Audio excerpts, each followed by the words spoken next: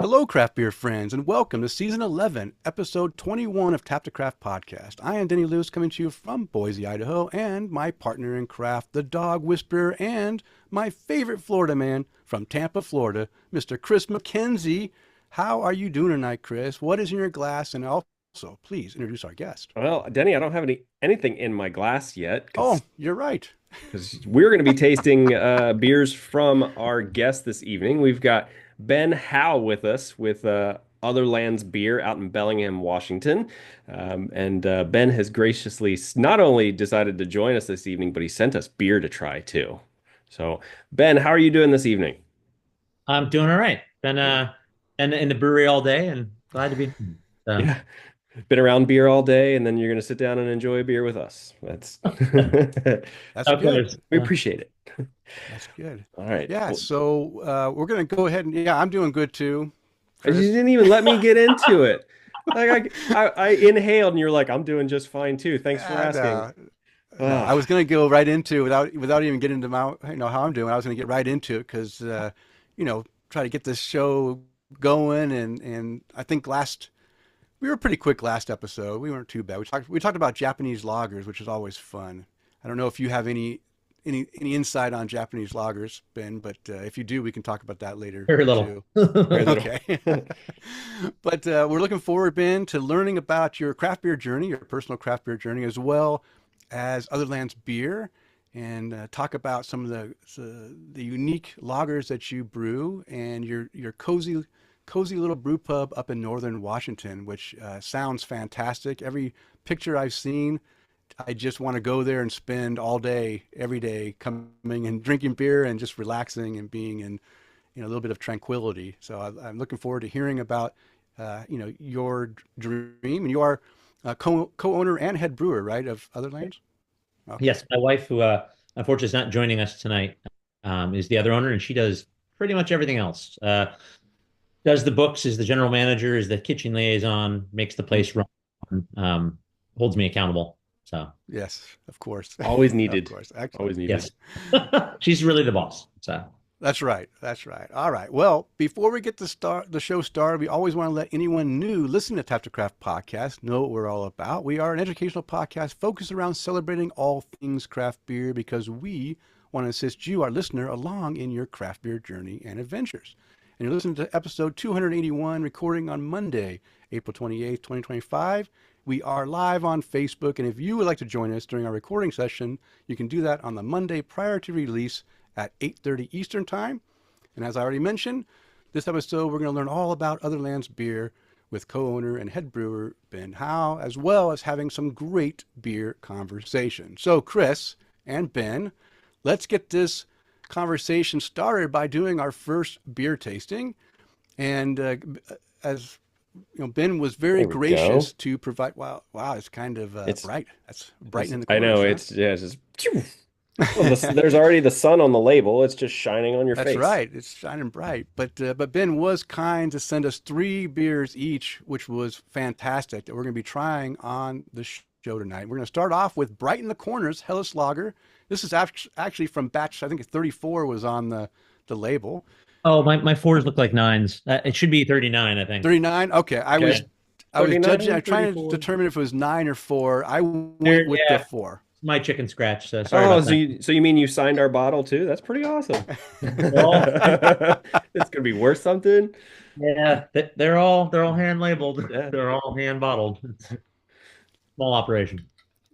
That's your automation hand by hand. That's good. Yeah, yeah. Well, we have this terrible hand roller machine. So with all of our lager beers, everything's bottled. Everything's naturally carbonated in the tank Mhm. and then filled after lagering.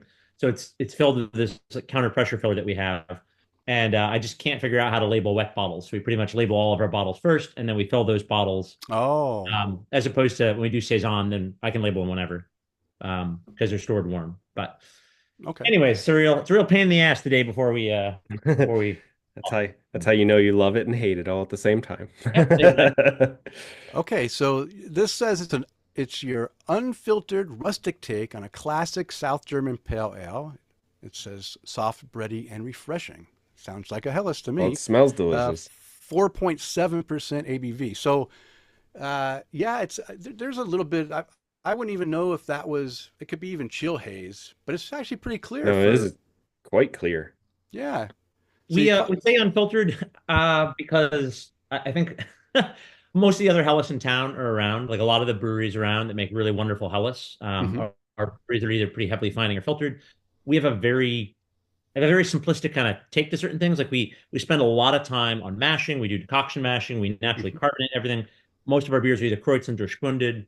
Like the process wise, we're hmm very into. But things like filtering or using finings or any kind of fining agents, I have chosen not to do that at our place. And so we kind of just put that on there, let people know, okay, it's a Helles, but it's going to have a little bit of haze. Okay. Um, Okay. And is this also bottle conditioned, or is it not? I didn't look in there because it's pretty so clear. not bottle conditioned. There might be a tiny little bit of sediment, maybe a very small amount just from sitting in the bottle and it continuing to lager out. Okay. Um, but no, all of our lager beers are either spunded at the towards the end of fermentation, or we'll like with the Helles, we finish them still or finish them without spunding them, and then we kreutzen from the next batch at like 5 to 10% in order to get our carbonation. All of our saisons we bottle condition. But yeah, Okay. all lager is kreutzen or spunded. In this case, it's kreutzend. Okay. Wow, some fancy words. Oh, sorry. Well, why don't you go ahead and explain the Kreutzens? I haven't heard of that word before. Is that something you learned? Yeah, so it's a very it's a very German way of doing things. Okay. So all of you like Reinheitsgebot, you hmm can't the German beer purity law, right? You Yeah. can't add an ingredient other than the four ingredients, and so that means you can't, under the regular rules, force carbonate something. And Oh. we don't force Yeah. carb because I feel really strongly that natural processes, the very traditional ways of doing it, lead to really different outcomes. And that's hmm not people who force carb. Yeah. There's world-class beers that are forced carb, many of them that I love. But in the case of the way that we approach making our beer, everything I really feel needs to be naturally carbonated. And so the kind of two main German ways of doing it are spunding the beer. So, okay, you're fermenting, and you got about 10% left of extract. Let's say you think the beer is going to finish at 2.5 Plato. So hmm around 3.5 Plato, you basically close your tank, close the blow off, and you have a spunding valve, which is like a little pressure release valve with like a little glass tube that bubbles when the Okay. pressure builds up to a certain amount. So you say, okay, I've got 1 Plato left of fermentable extract. That gets slowly eaten. The pressure builds, pressure builds, pressure builds. Once it gets to the pressure you have it set at, all that extra CO2 just kind of bubbles off. And that way, you're naturally carbonating the beer with the CO2 produced by By the the, beer. right? So that's Okay. one way to do it. And we do that with a lot of our beers. The Okay. other way is kind of a hybrid model. It's called Kreutzening. And the idea is you brew your beer and you ferment it. And rather than spooning it towards the end, you just keep letting it go. And okay, Okay. maybe we're on day 9, maybe we're on day 10. We harvest yeast from the bottom. We then brew another beer. Maybe it's another batch of Helles. Maybe it's pills. Usually we don't Kreutzen light beers with dark beers or anything like that. hmm But in this case, we had another batch of Pilsner, or sorry, we had another batch of Helles. And then when that is on day 1 or day 2 at high Kreutzen, when the fermentation is just starting to rip, we'll pull 1 to 2 kegs worth of this like really aggressively fermenting beer with lots of yeast cells, really excited to keep reproducing as yeast, to keep finding sugar to eat. We hmm pull that off and then we add it to the first tank and then we spund it. And so you basically get the same effect. You've introduced I more like it. extract. It's almost like adding sugar to it. I mean, it hmm literally is adding sugar to it. But you're also adding really happy, healthy yeast. Yeah. Yeah. I think that's the key too. And I think that's the problem that some craft log brewing craft brewers that had tried to do lagers that just weren't good at doing lagers. The problem I had years ago was that the yeast wasn't happy, wasn't healthy, and it just had so much off flavors that just spoiled the enjoyment of having a clean lager that doesn't have those things. So Or if you can keep the yeast happy, then I'm happy because the beer is happy. it's funny. That's actually one of the reasons we move towards, like I said, we do spunding and we do Kreuzening. And I've worked at some other places. So I did an internship, but we can talk about it later, but I did an internship outside of Bamberg. And at this one place, they Kreuzen everything. They never spund everything. Everything is Kreuzened in the beer cellar. and I worked at Wayfinder, and I learned worked with Kevin Davey there, and he had worked at Chuckanut, and there's other people at Chuckanut who work at Freem, and there's kind of a diaspora from the people who learned at Chuckanut. And their way is very new German lager brewing, which is spunding and then raising for a diacetyl to rest temperature. Yeah. And so there's different ways of doing it. And so kind of experimenting a lot over the years, we realized that with a lot of our beers, if we can never have our yeast under pressure, okay, pitch your yeast, ferment, let it finish still, no top pressure, and then harvest the yeast, brew another beer, and then kreutzen, and then spund it. If the yeast that you're then pitching into each new fermentation is never under pressure, it's so much happier. Yeah. It's so much more expressive. But we've also realized that with like our Pilsners, if you just let it finish all the way out and then kreutzen it, there's something about the hop character that is kind of lost. There's something about trapping that last little bit during the fermentation that, like, I don't know if we're blowing off a little bit of hop character or what it is. So generally with Pils, we'll try to spund it. And generally with Helles and beers like that, we will try to finish it still and then kreutzen it to keep the yeast happy and healthy. There you go. You just educated us all, because that's the first time I've heard that explained. So thank you. I appreciate that. It's a good explanation of it too. Yeah, that was great. That's all. So beer smells wonderful. I mean, as it's sitting here, I'm letting it, aerate a little bit in my glass, and it just the aroma coming off of the malt is just absolutely wonderful. Good bready, doughy malt character with. I'm getting some like fruitiness too. I don't know if that's from the hops. Are you using any kind of what? Am I getting it? Are you getting fruitiness out of this, or are you? Definitely. Well, if I had to take a guess, I'm thinking most of that fruitiness, at least that I'm getting from this, is an expression of our yeast. Our yeast is like it's funny. So we got it from a German yeast catalog that we kind of tracked down. Oh, this is from this guy down the street at the place that I interned at. That's where they would get it from. Oh, yeah. And it's a pretty commonly used German lager yeast, but it's really different than the expressions of this lager yeast when you look at like the number that you can buy in the US. And so working at some other places, I've gotten to use some different lager yeasts, and they're great, and make world-class beer with them. And when we first opened, we used 3470.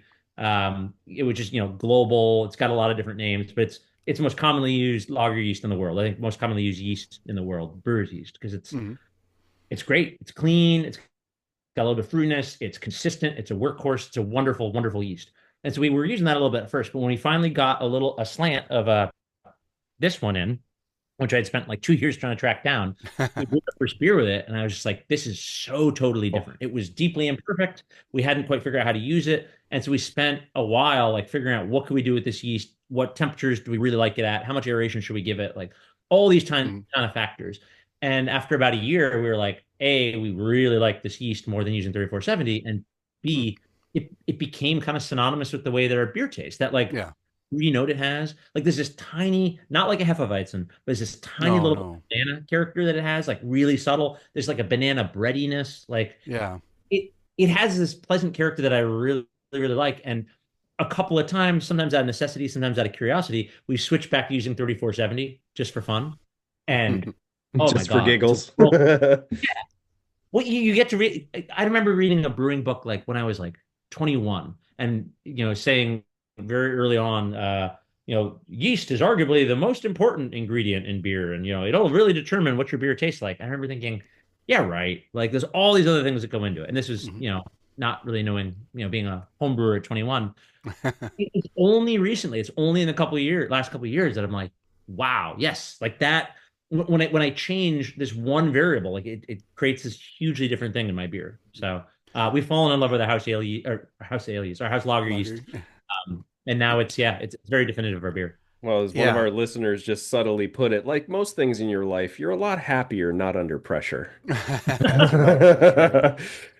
Can't argue with that. Yeah, that's good stuff. I'm also getting some hints, like as I drink it, some hints of like subtle pear character in there as well, which is nice. And like you said, that a little bit of the banana bready, but very light in that banana character. Definitely not like a Belgian or or a German Hef, but just subtle. And the other thing too, wow, this Helles is super light compared to what sometimes Helles can be a little bit heavier. Mhm. And this one's like when it says refreshing, this is 100% refreshing. I mean, really nice drinking, not too heavy on your palate. I mean, this is one you can definitely brighten your corner, brighten your corners. Where does brighten your corners come from when you did the name there? Oh, it's a favorite album. It's a Pavement album. But I remember like really falling head over heels in love with that music and that album. And then the word hell means bright in German. So like Oh, okay, bright and there's dunkel, right? Dark. yeah. And I just thought like, hey, like that's what this is. I mean, it's this light, bright thing. To your point about the drinkability, like Hmm. that's something we're really with everything we make, we're shooting for is something that like you don't want to have one of. I always hope like we talked about in our business plan. We talked about it with a lot of other brewers when we were working on this idea that like I love my favorite beers in the world are 3 pint beers. Like you have two Mm. and you want a third. Like you okay, I'm done for the night. Oh, I really wish I could just have a little bit more. They always kind of leave you wanting more, and I think it's really hard to do, and that's what we strive to do. We don't always hit the mark, but like Uh, something that always leaves you wanting a little bit more. yeah, I think the dryness of this too really helps because you don't have any over sweetened. I mean, it finishes.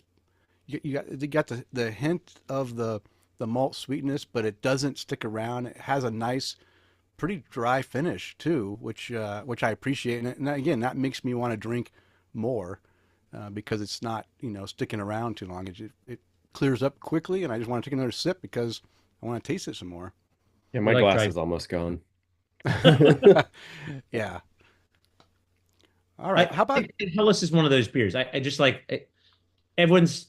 I don't know when you're into beer. I'm sure you guys know. People say, "Oh, what's your favorite beer in the world?" Or what's your favorite style of beer? Things like that. And it's so impossible to give an answer to that. yeah? But Yeah. Uh, sometimes I want to be like, you know what? It's Helles. It really is Helles. Like, it's my favorite. I love drinking Helles. A good Helles you can just drink 3 or 4 or 5 of and just not get bored of. Like it's such a hard thing to do. And to make a beer that has a bunch of character, like is interesting, you want mhm. to keep drinking. It's not boring, but also Yeah. like spend your time thinking about. Mm. That's the real trick. Yeah, that's a good way to look at it too, because I kind of look at it where you said, hey, it's not boring. It keeps you want to keep coming back to it, and there is so much going on in the simplicity of a beer like this. There, whether you're looking at the aroma, whether it's the different flavors that are coming off of it, and then kind of the versatility of this. Like me being in Florida, I always joke with Denny and go, man, this would be like a great beach beer. Mhm. This would be a great beach beer. Um, or being able to just, okay, I'm gonna go sit out in the driveway with my friends, have a couple beers. Yeah, I could take 3 or 4 of these and just have them and then go, yeah, maybe I'll have one more. Yeah, and the carbonation is really, I mean, it's got some good effervescence and good carbonation in it. So what you're doing is right. It definitely doesn't come across flat. Um, I mean, I'm trying to hold back some of the burps. I am sensitive to carbonation, so I like the beers that are a little bit, on the lower Sure, carbonation sure, side. sure. And this isn't. I'm not saying this is too much, Mhm. but it's great that this is all self carbonating. Not injecting CO2 into it. It's all done by the process, which is fantastic. Yeah. But this Um, could also go well with so much food too. yeah, yeah. It goes well with everything. The nice thing about Well, Helles, it's no Hmm. wrong yeah. time. Well, Ben, we're off to a good start. Fantastic beer. Probably, I'm gonna. It's gonna be. It's probably one of my top Helles lagers. And you're right. Helles is a good beer. Not my favorite style of lager, but one I of course enjoy. This might become my favorite Helles. I mean, this is really a Drink really more tasty Helles. beer. Yeah. Yeah, I need to drink more, and that's our saying. If you haven't found, not that I like all lagers, but if you our saying is if you haven't found if you don't like a style, it means you haven't tried enough. Keep Yeah. trying. You'll find a beer of that style that you will appreciate and enjoy and slowly get into it. Okay. One more thing. Artwork. I noticed Oh, that each of your bottles has a different artist that that you write you mention on here. Do you have someone that you go out and uh, I'm taking a word, Commission? but go commission, yeah, commission artists to do labels, or do you find yeah, art that you want to use? yes and no. Yeah, I guess is all commissioned in a sense. So, um, I used to have another project back when I was living in New England called Enlightenment Ales, Hmm. and I had a really good friend, Liz Jacobs, and she was a painter. I was a brewer. It was a tiny little art project, basically what Enlightenment was. And so she started. I basically would commission her, be like, "Hey, there's here's a beer idea. Hmm. Um, here's the concept of it," and she would come up with a painting. And in fact, I've got a couple actually hanging up in our house here. All Um, right, we got a. I don't Nice. We get a know. tour of the Oh, abode. nice. Yeah, I Those like are that. great. These are all kind of works of hers, um, many of which we've continued to use when we've made the beers again at Otherlands. So Liz and I worked together for many years with her doing commissioned art. And then when we started Otherlands, we used some of that art, and we also used some other local artists that we met. And then my wife is also an artist. Nice. Oh, She's on one So of much our bottles too, time. Denny. She's doing a lot of the art now. So because we spent so much time, God, we were working like 100 hours a week when we first opened, and it down to a more manageable level. But there wasn't a lot of time to be at home and focus on art. And luckily, in the last 2 or 3 years or so, as our lives have become somewhat more normal, Carolina's had a lot more time to just make art at home. She's been working, just doing a ton of watercolor stuff and other media as well. And so Carolina's producing the majority of our art now for different okay. beers. This one is actually by a local friend, Sarah Finger, and this is a woodcut. Oh, can't see it. Oh, So it's I'm not exactly sure entirely how she produces it. She cuts all these different layers into like lino cut or That's wood, yeah. amazing. and then presses it. And so we have one of the prints hanging up in our place. But So when you say Nice. it's a woodcut, is the It's picture made out of wood, or is it just pressed from like a I'm not entirely sure if she's using wood or linoleum lino cut, but basically she's taking a substrate, a surface, and carving out the part that she doesn't want. She's almost like okay. making a stamp, right? So Okay, like, that's what I was yeah. and then she has a bunch of different layers that she layers and has them in different colors, and then prints them onto something or rolls them on, and you get all these different layers So on. artistic witchcraft basically. Yes, Okay, exactly. great. She could explain it. This is her art, not mine. Yeah. I'm sure she could explain it. I'm sure many of your listeners understand this much better than I do, but it results in something really, really beautiful, and we're really lucky that she worked with us on it. nice, nice. All right. Well, we've talked well. We got the conversation started with this beer. Let's get into your personal craft beer journey, Ben. And so like I mentioned earlier, we always like to hear about, people's personal craft beer journeys, how they got started in craft beer, what was like in fact, the first question is, what was your first craft beer or gateway beer that got you into enjoying craft beer instead of maybe the industrial lagers that were available at the time. It's funny. I often tell people that it was like having a Sam Adams for the first time because I remember that like blowing my mind how flavorful it was. Mm-hmm. Mm-hmm. Having a Guinness for the first time, like it was like there were a Mm-hmm. couple that happened at once. I had a Sam Adams that was under 21. I had a Guinness, had a Harpoon IPA, which was the first IPA I ever had. I remember Okay. just being Yeah. stunned by how flavorful it was. I was like, I didn't know that beer could taste like flowers, and it was still before understanding that there were different types of beer. It Mm-hmm. was just like I had this beer, I had that beer, I had that beer, and I was like, wow, they're so different. And then there's a brewery. So I'm originally from New England. Grew up in Massachusetts and worked in Massachusetts for a long time. And there's a brewery in New York State, FX Matt, one of the big Oh yeah. contract brewers, and they have Familiar. a brand called Saranac. And they used to put together. It was like, I can't remember if it was 6 or 12 uh, beers of summer and beers of winter. And you would get this back when people did the mix packs and the Mm-hmm. cardboard Mm-hmm. 12 packs and bottles. And I remember like my uncle came over and he brought like one or two of those. It was around Christmas time. And so there's a bunch of beer in the house and other stuff. And No one really noticed that a bunch of those bottles went missing. And I like every night I would take like one or two of them up and I would like open up, oh, it's a porter. Oh, it's an ESB. Oh, it's a pale ale. And I would like read the little tiny description they had on the neck of the bottles. Mhm. And it just blew my mind. I was like, all of these are like different styles of beer from different traditions. And I've always loved history. History was what I was studying when I was in college. It's what I studied. Um, and for the first time ever, I realized like, hey, beer. I knew that wine was like a serious undertaking. That there's Yeah. wine all around the world. There's different types of wine, and people take wine seriously, and people have wine cellars. And I never thought that beer might have a similar kind of like cultural importance and cultural Mhm. significance to different cultures, and have history that was interesting and deep, and it might relate to history in a way that I would find interesting. And that was the first time, drinking a bunch of Saranac beers up in my bedroom that I had pilfered from my dad. Uh, it was big. It blew my mind. I was like, this is so like all these different cultures. I want to know more about this. And that was what I Nice. think was the first real seed of it. Yeah. And then I was playing in a band, and we drank a lot of bad beer and occasionally some good beer. Occasionally, I get someone to buy some Sam Adams or something. And one of the band members' dad was a home brewer, and it was right when we were like turning 21. And I was like, why don't we try home brewing? And so we bought a home brew kit. And he lent us a bunch of books, and we brewed a beer together, and it was just dreadful.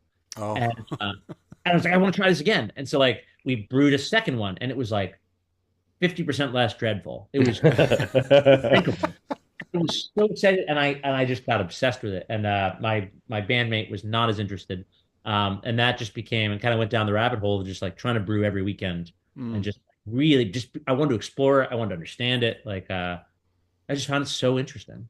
So it's amazing that you you bombed the first one, but you kept trying and slowly got better because a lot of times I hear the story that they either the first one's bad and they just either stop brewing or they try again and the next one's like really good, or the first one's like really good and then their expectations are high and then the next ones are not so good until they realize the rhythm to get into it and the proper techniques of cleanliness and timing and everything to get that beer to be good. But I'm glad you stuck with it because I mean you definitely over the years have found the secret recipe to making Made some a really lot of good. bad beer. Made a lot of bad beer. You got to make bad beer to make good beer, though.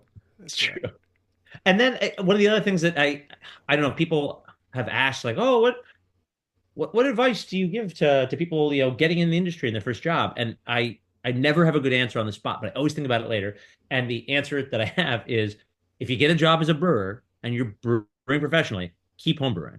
Like that I Mm, Mm. remember like I got my first job at Cambridge Brewing Company, and all of a sudden I was surrounded by people who knew 1,000 times more about beer than me, that had mm, great palates and had access to ingredients. And so mm, I could brew again every single weekend, bring in what I was making and be like, hey, Will and Megan, tear these beers apart for me. Tell me what you yeah. think. And they would. But then I got, not only would they tear them apart and say, this is what, I get this off flavor, I get this off flavor, it's got this issue. Hey, how did you do this, that, and other thing? There was someone who like was getting paid. We're all getting paid to make beer, but like they would take their time to help me understand, well, where did the things that don't taste good in this beer come from? And they Mm, would help me think it through. Someone with so much more experience yeah. sharing their time with me, as opposed to when you're not necessarily when you're not working professionally, you bring in your beer to somebody else and say, hey, what do you think about it? They don't necessarily have the Yeah. time to do that. But when you're working Hmm. for someone 40 hours a week, and they're like, yeah, all right, I'll spend 5 minutes tearing it apart and help you figure out why it's bad. It's hugely helpful. And then being able to get yeast really cheaply and from the brewery and borrow ingredients and things like that. It's really, really helpful. So I kept at it, especially when I was working as a very young brewer. And that really Yeah. helped. All right. Excellent. Well, yeah, especially if you have somebody that'll tear it apart for you and then help you go back through the process and go, there's where you made the hiccup. Yeah, yeah. Yes. That's good stuff. So, Ben, is there a particular style you find yourself coming back to over and over again? And I think you kind of answered this question a little bit ago, but I mean, it's kind of like one we're drinking, but like Do you have a go-to beer, like a comfort beer? Something you always keep stocked at your house? There's nothing I always have stocked in my house. I do drink a lot of Hellas. I drink a lot of pills. I mean, we're really lucky locally in that there's a lot of really good breweries and a lot of high quality beer that's easy to get. So I drink a lot of Freem Mm-hmm. from here in Northern Solid. Oregon. But Freem Yeah, Hood Pills and River. Freem Hellas, I just love. I drink a lot of those beers. Uh, uh, One of my all-time go-to beers is Coors Banquet, Coors I Original. mean, Hmm. I know that's the one, Yep. that's the only one of the production beers that I drink is the banquet beer. It has to be the banquet. I don't like the Yeah. light or anything. It All has to three of be us just admitted that on a live show. no, no, no. I've admitted it before that's the Yeah, me one that too. I do, and it brings back memories of my youth, underage drinking as well. It was the same with me, but mine was just no, it was underage because I was 19 helping my dad refiberglass his boat. And he was like, "Here, you want a beer?" And I'm like, "We're finally sharing a beer together and I'm Yeah. underage." Thanks, Dad. Yeah. Yeah. Thanks, All right. Rodney. All right. So Ben, how about a beer style that when you first had you really didn't like, but over the time have grown to enjoy? A real macro one, no pun intended, would be Belgian beer. When I first, so I got really into beer, like Mm-hmm. I was saying, when I was in college, got really interested in it, brewing beers, and I got a job at Cambridge Brewing Company when I was 22. When I started there, I did not like Belgian beer at all. Mm-hmm. I had Chimay, and I was like, I don't get it. I had like Howe Garden, I was like, I don't get it. I didn't care for like a strong yeast character. Mm-hmm. And they made rest in peace Cambridge Brewing Company. They made some just absolutely just world class Belgian style beers there. And I remember like having a saison. I remember having saison Dupont for the first time at a beer fest when I was 22, the Belgian beer fest, and not getting it, like just Mm-hmm. being so spicy and like assertive. And Will Myers, my boss there, to his credit, it just made me keep doing it. And I think I'm not sure if he recommended it or how it happened, but I ended up with a bottle of uh, Brother Thelonious from North Mm-hmm. Coast. North And Coast, yeah. maybe it was like the 10th time I had had a Belgian beer that month. I like tried to drink one and it just clicked. And I was just like, oh, that's what's going on. And yeah, I broke through that barrier and kind of saw on the other side like what it was, and really fell in love with Belgian beer. And then Mm-hmm. later on, when I had enlightenment, a big part, most of what we did was almost everything we did was making Belgian style beers, Mm. using saison, doing mixed ferment beers, and using Belgian saison yeast. I think that's probably the biggest. Yeah. Um, that's a really interesting question, though. I'm trying to think of some other things that I really didn't like that I changed my mind about. Yeah, it's amazing how many people say IPA, because IPA can be pretty harsh to a young beer drinker that's not used to, depending on I which one just they get. Like I they, just had they There's get a an lot old of school flavor. yeah, I just had that conversation with somebody a couple days ago and they're like 40. smoked beer is another one that is hard. If you don't have the right smoked beer, it can be tough. Sure. But I used to hate anything with smoked. I'll be honest with you. I don't know if I mean, were you still in Portland when Hair of the Dog was there? I was, yeah. They were getting on in the years, so to speak. Yeah, I mean, when I would drink some of these hard to get, uh, you know, renowned beers, and just think to myself, why? This is way too smoky or too, the flavors are so big that I'm just like, yeah, I think I'll just stick to something not so big. Not that the beers were bad. It's just that sometimes your taste buds get shocked, Mhm. it's hard to drink some of those big beers. But now I can really appreciate smoked beers, especially lagers, dark lagers that have that maybe are using, instead of having the way that they're doing I've had some that they'll smoke the hops, and then they'll put the hops in, and then the smoke flavor will come from the hops, which is also a really nice subtle, like a cherry wood smoke with the hop character. And Yeah. then they'll do some side, you know, a smoke addition to, to their malt, not smoked malt, but, like something else. And it adds a very subtle flavor in there. And I like the subtle ones. I've actually had some of the German Rauch beers that I, if I would have had them 20 years ago, I would have just said, I'll never have, I did have them 20 years ago and didn't like them. Now I drink them and I can really appreciate what they do, with that smoke and the character that comes out of there. So, all right. Didn't mean to hijack your question there. Kris, what's the next one? All right. So Ben, who's out there brewing great stuff, but kind of flying under the radar? Oh, that's a really good question.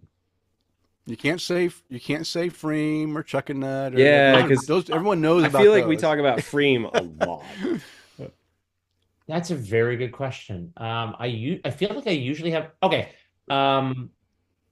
it's not nepotism. This is going to sound like playing favorites because I worked with them and they're good friends of mine. But Honest Weight beer in Orange, Massachusetts. Oh, Two guys, both with the Cambridge Brewing Company with me, Jay and Sean.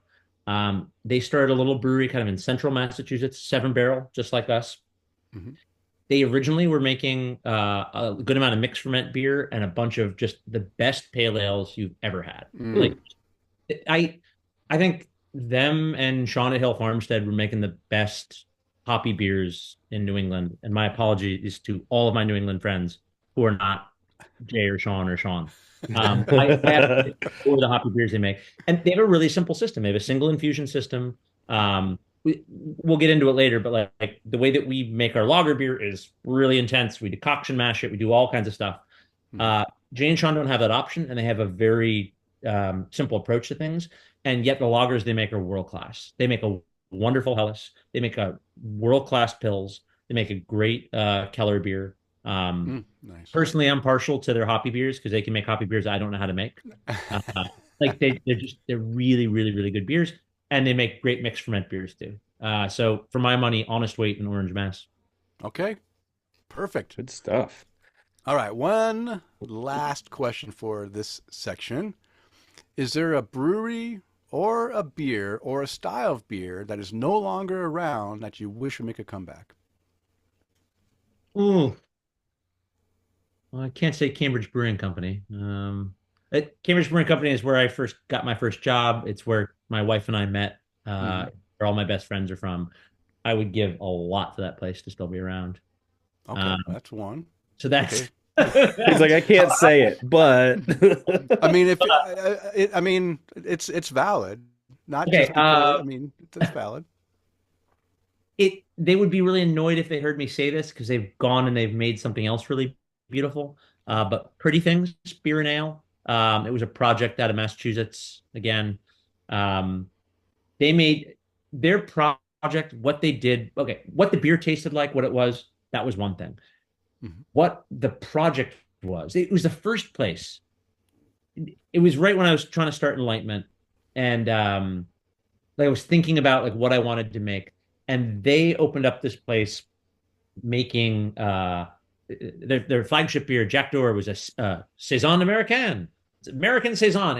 It reminded me of like the best Saisons from Europe, but also like something else different. And then they made a English brown ale, and then they made they had a hoppy triple, and they had quad, and they had all these different things. They eventually made an IPA, and all of them were like their fingerprint, the DNA of it was totally their own. It wasn't something else from another place. It wasn't just another IPA. It wasn't just another brown ale. Excuse me. They were totally, you knew that it was like an expression of themselves. And then they did their own artwork, and they had these weird names, and they had this weird way of just, because at the time, which I guess it must have been like 2009, 2010. I'm not totally sure what year they opened. Maybe it was even 2008. At the time, you would go to like a package store, a liquor store in Boston, and there would be 6-packs in the 6-pack holders, and everything kind of, I won't say it all looked the same, but like there was a format that everything was in. Mm-hmm. 22s, like beautiful room behind you. and every single different thing they did, it was just this explosion of self. Like I had never seen anyone put beer in such a unique personal way before. And they kind of said, I don't know intentionally or not, they kind of said when I saw their beer and had it, like, hey, if you're going to do your thing, do your thing, be yourself and Yeah. express yourself. And no one had ever said that before. And I miss their beer. It's so damn good. It was so unique. And yeah, I think they closed because they needed to close and go do something else with their lives. They now have a place called St. Mars of the Desert in Sheffield, England. But Oh, I miss their beer dearly. well, good. That's perfect. That's perfect. All right. Ben, No, you did a not really great all right. you did a great job with the first section. Actually, the two first sections, the beer tasting and the and your craft beer journey. We're going to give you a little break. Go check on your bread dough. I don't Yeah, want it's you rising. to, Yeah. yeah. So go Go check punch that that thing. and come on back. All right. You're like, All right. And Kris and I would like to thank all of our Patreon supporters because this episode is brought to you in part by our satisfied Patreon supporters like Mike Allen, Bill Schlemmer, Kevin Amanda Argauer, Mike Blanchard, Tara Carlson, Jim Kutzel, and Alex Fuchs, and Eric Scotty Ward, who are our virtual producers, and Tom Byrne, Jess Seiler, Johan Halberg, Chad Lamassa, Mark Church, Eric Gronley, and Batman Dan, who want to buy us a virtual beer. If you enjoy the content we provide, we invite you to support the show by toasting your host or buying us a virtual beer or even becoming a virtual producer. You can explore the options on our support page by visiting patreon.com/tapthecraft. All right, we got that. Oh, perfect timing too. See, we got through that. He's back. Actually, Ben, I should have said while you're up, if you have a household gods, you want to drink with us, that'd be great.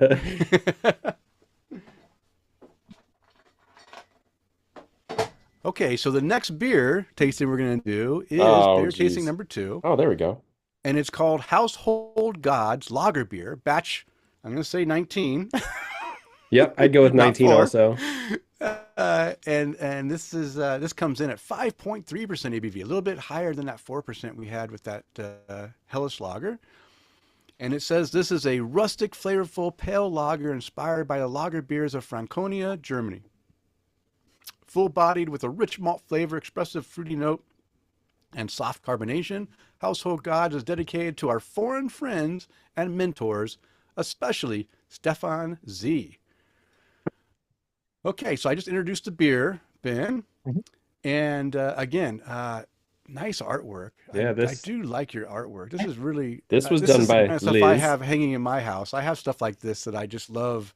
This type of artwork. You guys have And this fancy one art. just- I just have a bunch of Dave Matthews posters hanging around. This one's from a painting from Liz Jacobs. Just give credit to Liz for a great painting there. And what's this beer about, Ben? So, you were talking earlier about craft beer journeys and trajectories and what led you from point A to point B and to where you are now. I've been really lucky in that I've been able to meet a lot of people and work under a lot of people who have really influenced what I'm interested in making, and kind of change the direction of my head in what to look at and what I was interested in making. And so I worked for 8 years in Boston as a brewer, and then I took a job in rural Denmark and was brewing at this little farmhouse. And when I was there, I took this trip through Bavaria with a friend of mine who had also worked at Cambridge Brewing Company. He was working in Germany. He spoke German. And so we were taking this trip driving around through Bavaria. And when we were going through northern Bavaria, I reached out to a friend and saying, hey, like you keep talking about Franconia. I've never been to Franconia. We were going by Bamberg. Like, where should we go in Franconia? And he gave us this list of like 30 places to go. And I was like what? Tell me like 3. Where should we go? And then number 1, and he circled it, was this place called Monsambach. And I'm sure I have some empty bottles here somewhere. Anyways, we ended up stopping at this place. It's about 20-minute drive west of Bamberg. And again, we had been in Munich, and we had been like at Eyinger. We had been to a couple other places in Bavaria drinking world-class Bavarian beer. And we stopped at this place outside of Bamberg, and they were closed. And my friend Alden, who speaks German, kind of explained, "Oh, my friend's a brewer," and they're like, okay, just wait here. Like we're on lunch break. Like I'll get you a beer. And this is we didn't know at the time. This is the owner, Stefan, and so he comes out and just like okay, yeah, I'll give you 10 minutes, and opens up some beer for us. And it was an epiphany. Like I Mm. just never had a beer like this before. And I was like, what is this? Is this Helles? He's like, this is not. No, this is our lager beer. And I then we bought some beer from him and just like I thanked him for his time and he like gave us a tour and I just thought like this is the best lager beer of any kind, like a lager beer that I've ever had. Like what is going on? And so then we showed him the rest of the list my friend had sent us, and he's like, "Oh no, that place is shit. That place is shit. This is a place." And he wrote down some good suggestions. And so we spent the rest of the day driving around to these other places, and it had similar experience of like, I didn't know it could be this flavorful. How is there so much yeast character? What is Hmm. the body of this beer? It was just so crazy good. And so when I was finishing up my work in Denmark, I reached out to them and said, "Hey, like, I don't know if you remember me. Like, we stopped by this place, and I'm a brewer from the United States. I'm working in Denmark. Would you possibly ever take an intern for like a week? I don't speak German, but like, would you possibly let me intern?" And they said yes. And so I went there on an intern for a week, and I lived with the family, and it was just an absolute mind blowing experience. Mm. And it is a thing that it changed the trajectory of the way that I think about making beer, what kind of beer I want to make, how I think about balance in beer, how I think about yeast character in beer. And so this is a beer that is not meant to capture or clone or anything like that, but is meant to kind of capture what I love about those beers. Hmm. Uh, makes. And so the Yes. first idea is that so I don't know if you can see the color. Hmm. This is the essentially the exact same grist as the Helles. So it is the same. Oh, Both of them really? are 100% Pilsner malt, the same Pilsner malt. The Helles has a little bit more actual hopping rate to it. This has Hmm. this is Perla and Magnum, nothing else. The other one is Perla and Hersbrucker, and a lot of Hersbrucker. But the Hmm. biggest difference is the water. Just really working with hard water, working with different pHs, Mm. uh, working to kind of bring the beer into a different place. And it to me, it just expresses like a radically different thing. The malt expression is hugely different. We carbonate it in a different way. Like it's still kreutzend, just like the Helles is, but we kreutzen it much colder. And we hold it. The other thing is the beer never gets really, really cold. So we put it in our lager tanks. The way our brewery works is we've got a brew house, we have 4 fermenters, and then we have 6 horizontal lagering tanks. And most of our beers spend about a week and a half in primary fermentation, and then we chill them down, usually to like 2 or 0 C, and then we send them over to the lagering tank, and then they lager at 0 C for 4 or 5 weeks. With this beer, once the beer is basically reached terminal, we harvest yeast, and then we send it over to the lagering tank. We then send Kreutzen from another beer, and we hold the beer at about 5 to 6 centigrade, and we spund it, and we never chill it beyond that. It stays at kind of a warmer temperature. The Kreutzen keeps working. The beer kind of cleans up, but it never gets crashed. It never gets like super Yeah. super cold. And a part of that is trying to preserve a lot of the yeast character and preserve Yeah. the fruitiness and preserve a lot of that kind of rustic character. Yeah. That's a big goal of the beer.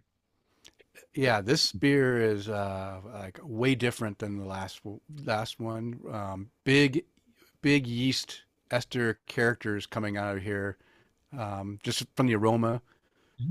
I mean, smells great. When I first poured it, I was like, okay, I don't smell much, but as it's sitting here and more of it's coming out, and I really get yeah, the yeast character is and it does remind you rustic character. So now, I mean, when I smell this, I think of saison is what I think of when I smell it. That's So exactly what I thought. Yeah, Like a little I'm spicy looking smelling. at tasting it, and yeah, spicy, and so now I'm going to taste it and see if I'm surprised by what I taste. Am I going to be surprised, or am I going to taste what I smell?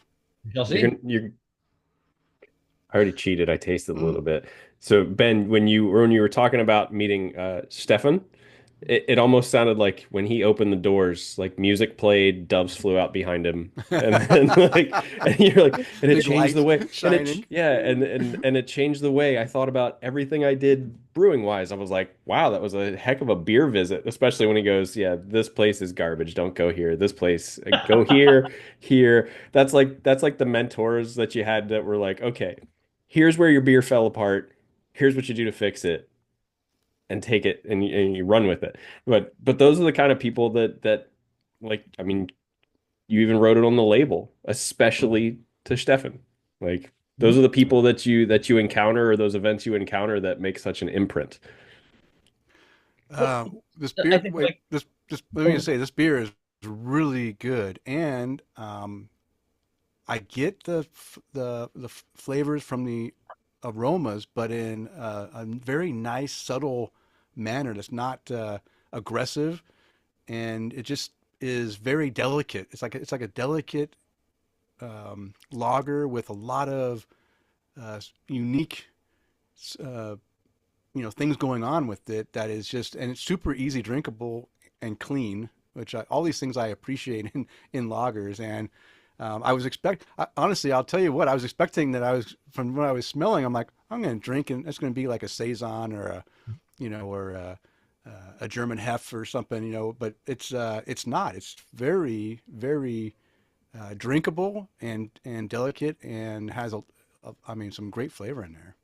it's still a lager, right? And so like what I really fall in love with about Stefan's beer and so many of the beers around the Bamberg area is it's funny that you say Saison because if you gave it to me blindfolded, I don't think I'd be like, oh yeah, I think this is a Saison.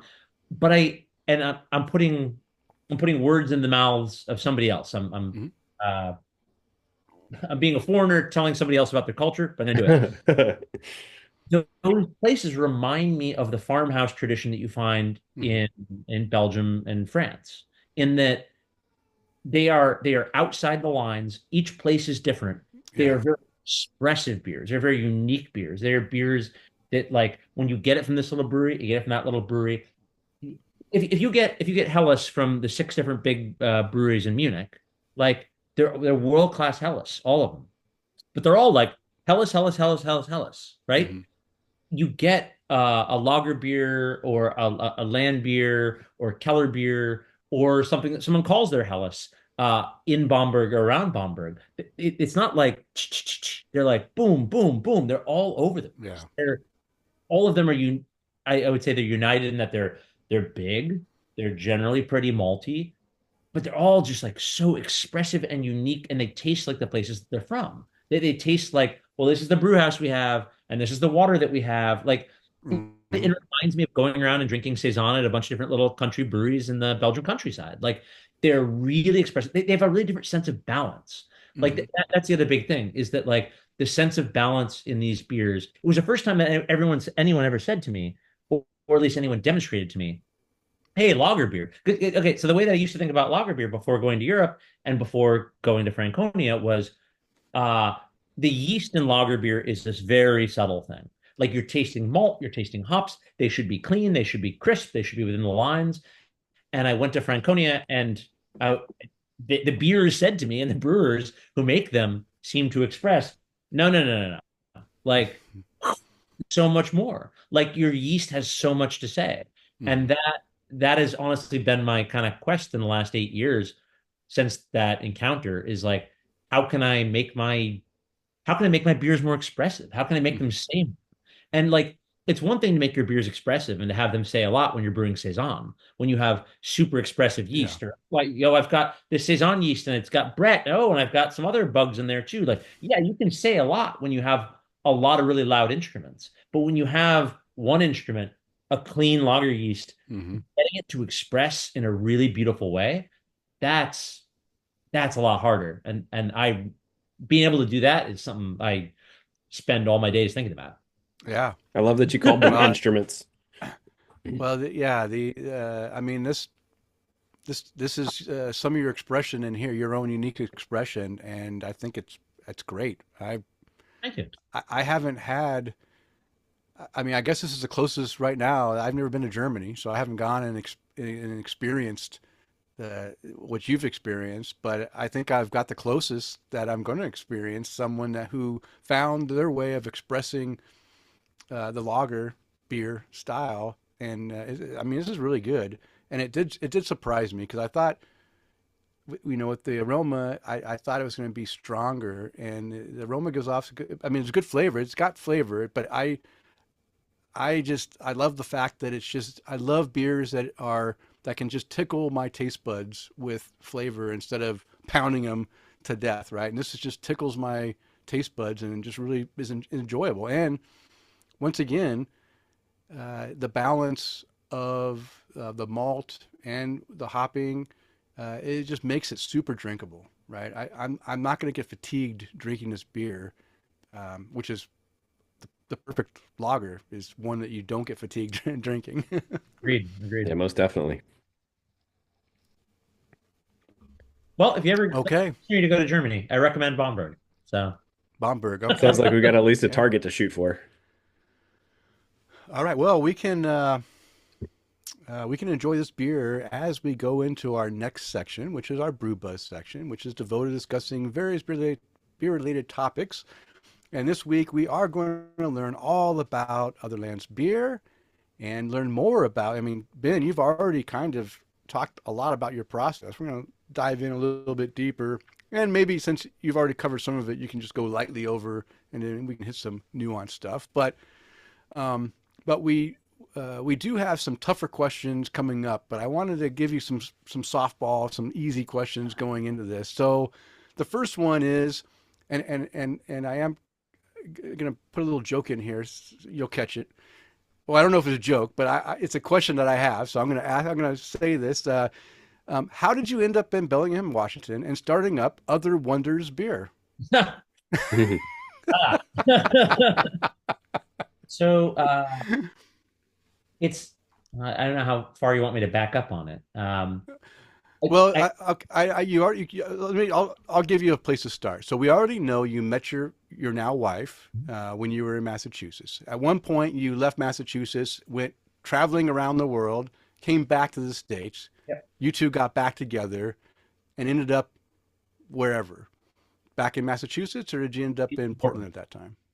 and actually, Okay. it's funny because Bamberg and that trip and that moment, that day of meeting Stefan, played a part in this.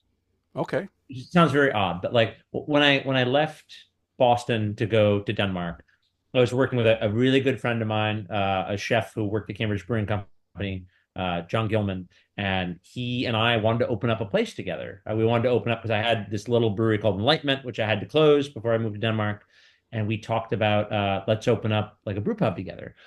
And we worked on a business plan. And honestly, John worked much harder on the business plan than I did. And Carolina and I, although we hadn't thought about staying together, we kind of did.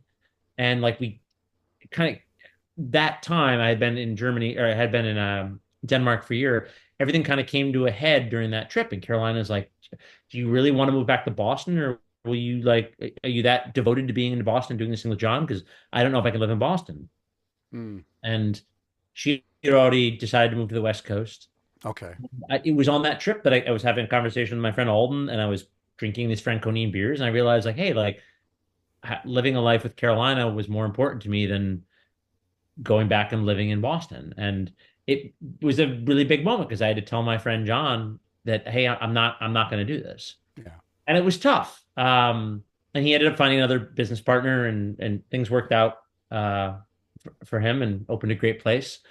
But suddenly we were kind of rudderless and didn't know what to do. And so when it then came time for me to move back to the United States, we moved back to Portland because that's where Carolina had moved to, and I was back there looking for a job and working on a business plan, thinking like, okay, well, I'm not opening a place with John. It's just you and me now. Someday, like, wouldn't it be great if we opened a place? So we had kind of Mm, joked about the idea about opening a tiny little place called Chickens as Friends, and it yes. would just be like a little shack in the woods with one beer and sandwiches, and it never really Yeah, that was kind of like the tiny little dream. What But would have been that beer? My question I wanted to ask you eventually was, what would have been that one beer that you would have brewed at Chickens with Friends?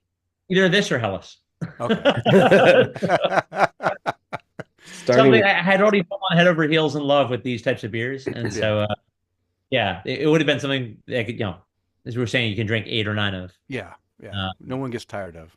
no one gets tired of. So we worked on a couple different iterations of the business plan, and all kinds of weird stuff happened. And we looked at Portland, and we looked at the outskirts of Portland, and we looked at Seattle, we looked at a whole bunch of other cities, and nothing kind of made sense. And then we went up. So Carolina, she had gone to school at Western up in Bellingham, Okay. Washington University. And so she had gone to school here after high school. And then she was in the Peace Corps. This is before I met her. So she was in the Peace Corps for a couple of years. And then she came back to Bellingham. And when we first met and her brother got married, we had come out to come visit Bellingham. It was her favorite city in the Northwest. And so she has like this deep emotional connection with Bellingham, even though she hadn't lived there in a while. Hmm. And so we like came up to bars that I knew vaguely who has a brewery here, one of the best breweries on the West Coast, called Structures Brewing. Okay. Just really, really good beers. And so we were talking with James from Structures and kind of told him about our idea. And he's like, well, Bellingham is known as this, has a reputation of being a great brewery town. And yeah, if you're doing something different and interesting, which it sounds like you're doing, a little vegetarian brew pub making Hmm. European beers, like, yeah, come do that here. I think it would fit in. And I don't know if he was just being nice or what. But he kind of took another look at Bellingham, and it made sense. But it seemed crazy too. It was like 5 hours away from Portland where we were living. And we came up here one time, and it's something kind of overlapped, and we found a building that was being built out, and it just felt like serendipity. And we were also trying to fundraise money at the same time. And everything just kind of came together about 3 weeks before our wedding. We were able to find a bank loan through the SBA, and everything kind of came together. We're like, okay, we have a lease, we have a loan, we have a vision for the place. Like we have to do it. And so that's kind of how we ended up moving to Bellingham. And then before the end of the year, because I was working at Wayfinder at the time in Portland, I ended up moving up and kind of living in the space, this like shell of a building as it was being built out, because our landlord is building it. Half of the building is his, half of it's ours. And so I was just kind of like living in it while it was being framed and built out. Uh, yeah, it was a rough winter, but Yeah. yeah. Yeah. Anyways, that's how we So, ended up in Bellingham. okay. So, um, the time frame. You opened. Okay. You got to get to my other question too that I had in there. I ordered the thing, but this was right around in the pandemic, right? The pandemic was getting hadn't started yet when you were getting ready to No. open Otherlands. Well, so we were planning on opening in late April. We had like I think it was like April 24th or 25th was our target date to open, and we were 90% of the way ready to open. We had one thing that another contractor still had to do, just some roof access stuff that we weren't allowed to actually do. And then, it was March 13th, 14th, 15th, whenever like everything hit the Oh, fan. yeah. Like all construction must stop, the world must stop. Hmm. And we'd already spent most of our loan. So we're Yeah. not getting that back. And we kind of sat at home for a day or two and thought like, well, fuck. What are we gonna Yeah. do? really. Yeah. And Yeah. so, but then we just did everything we could. Like we put down our floors inside. We finished painting inside. We got our bar built inside. We got like everything finished off as much as we could. And then the moment I think it was May 1st that you were allowed to start construction again, or maybe it was like mid-May, we Oh, actually do the contract work that we needed that we didn't have license to do. We got them to come in and finish it and just sprinted toward the finish line. okay. Had to open. We'd spent our money. We had to start Yeah. repaying the loan. And so we opened June 25th. No S- one knew how long the pandemic was going to Yeah. go. Oh, it'll be over by the midsummer, right? It'll be over by the fall. And so like we kind of thought like, it's not gonna be so bad.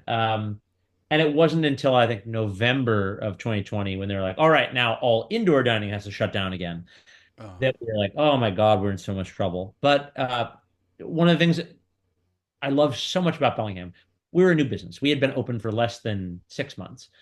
And yet people said, the neighborhood people, Bellingham community generally said, hey, you're a Bellingham brewery? We're going to come support you. And they Hmm. came, sat outside in our little patio in the Oh, rain nice. and ordered latkes and had beers every single night and kept us alive. And that's the kind of town Bellingham is. That's awesome. That's a good. I'm glad I asked about it because I didn't realize I knew that you had opened in 2020, and all of a sudden it dawned on me, wow, that was right when the pandemic was going, and I was curious. I mean, I was just the timing was just that could have crushed you, right? If you were somewhere else that didn't allow anything, like California, for example, you probably would have been done, right? Because you couldn't, you weren't packaging beer, so everything was Oh, on premise. So you had to serve it from we your, did growlers and stuff, but yeah. it wasn't. Okay, so how about, you know, we know that you're named Otherland beer, but in the beginning, it seemed like you were thinking you're going to call it Other Wonders beer. So, okay, it's a complicated story. So originally, our original name was, and it's actually our LLC name, which confuses a couple of our vendors here or there. Uh, Originally called Explorers Club Brewery. It was just Oh, named okay. at the longest time as a group of friends of mine who all worked at Cambridge Brewing Company. We called ourselves kind of jokingly the Explorers Club, and it was people who were really into art and like understanding themselves a little bit more and expanding their consciousness. And so we were the Explorers Club. And so we always kind of wanted to call the place Explorers Club. But we found out I knew the Explorers Club was an actual organization in New York that funds to somewhat and supports all kinds of actual explorers, Antarctica, moon landings, things like that. Like they're very interested in human exploration. And we also found out when we did a little bit of research that they're extremely litigious and that they have Oh, wow. Yeah. and so we're like, even though yeah, we looked at their copyrights and everything, even though they don't run a restaurant and they don't have a brewery, like they might sue us to death. Let's not, let's choose something else. And there was this book that I guess I hadn't read at the time. I ended up reading it later, that I had heard about on NPR like 20 years ago. Called it has nothing to do with brewing whatsoever. It's a bunch of short stories about Pakistan called "In Other Rooms, Other Wonders," and I Mm, just thought it was such a beautiful name. hmm. Like if you're focusing on something, because everyone knows, not everyone, we know the experience of our own culture. We know what it's like to go to the places that people who are making very American style beers in a very American way, what it's like. And I love those places. There's a ton of them in town. I've worked at those places. Like they're very American. And what we wanted to make was something really inspired by my travel and living overseas. I'm not sure if this has come up already, but my wife Carolina is originally from Poland. Mm. She and her family moved here in '89, emigrated here, and other places and other ways of doing things is a big part of what we're trying to do. Not because we Hmm. don't love American beer. I love American, but I really love European beer too. And I really Hmm. love the way that the places feel. I love the hospitality. I love a simpler menu. Again, not like, hey, we shouldn't have American places. We should. But Hmm. I love a different voice. And we wanted to try to give voice to the type of places that Caroline and I both really fell in love with in living abroad. Hmm. And so that was a big part of the idea. And so other wonders, like, hey, look at these wonderful things from other places. That was the name.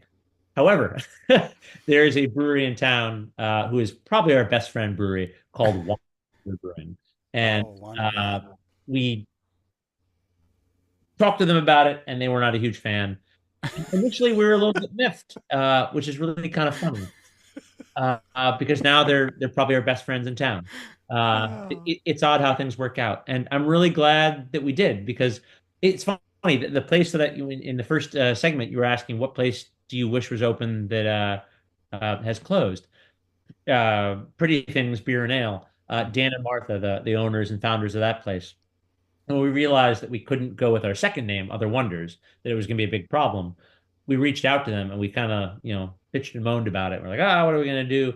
And they kind of sent this super long message, this email back saying like, yeah, oh, what a beautiful name. But like, imagine that you were, Other Wonders makes me think that like you're in a novel, like being in like Lord of the Rings or something. And like you go into this tiny little inn in this tiny little town and like, oh, blah, blah, blah. Like, beers from, beers from the hinterlands, beers from the other lands, but and it just clicked. We're like, that's it. All right, we're taking that name. And yeah, and then we made sure that no one else was using it at the time, and it was off to the races. So I think it's a great story, and I think the name fits perfectly for what you and Carolina wanted to do with your brew pub. Is you wanted to embrace other lands, other and other ways of things that you guys enjoy, and whether it's the beers from other lands, the foods from other lands, the that I think that's great. I think that's a good. So I appreciate you sharing that with us, because I found other as I was doing research on you, I saw that you had email site at one point, email address that was Other Wonders Beer, and so I was like, okay, so I got to find out what happened here. So that's a good story. Wander beer is great, by the way. If you're ever in Bellingham, first stop Wander. Well, that would have been so tough for you guys. I mean, they're so close to where you guys are too. I mean, just on the other side of the high school, and then it's basically staged for a turf war. Yeah, yeah. Well, we spent a lot of time being like, "What are you talking about? Who would be dumb enough to confuse those?" And then since then, like we've had plenty of people. We have a beer, like we didn't go with the name, obviously, but we do make a beer called Other Wonders, and every once in a while, someone's like, "Is this a Wander beer?" And we're like, "Okay, they were right. We shouldn't have named it Other Wonders." Yeah, yeah, yeah. Okay. Oh, Kris, let's skip this question that I have here and go into the more detailed question. I don't want to keep Ben too long, and we're having great conversation. Don't worry, whatever works. Denny's ready to get deep now, so yeah, we're gonna get deep. Okay. All right. So, sorry, my inner 12-year-old's taking over.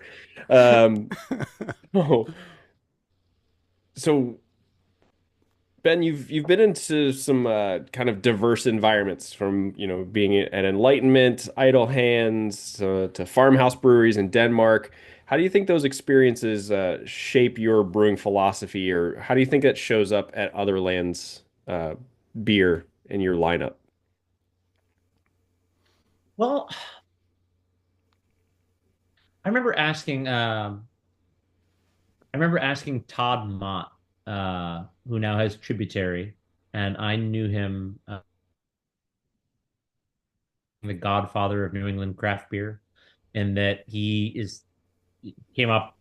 He is credited with the Harpoon IPA recipe, and he had the Kate the Great Stout when he was at Portsmouth, and they have a tremendous brewery, Tributary, where they make the Todd the Lesser.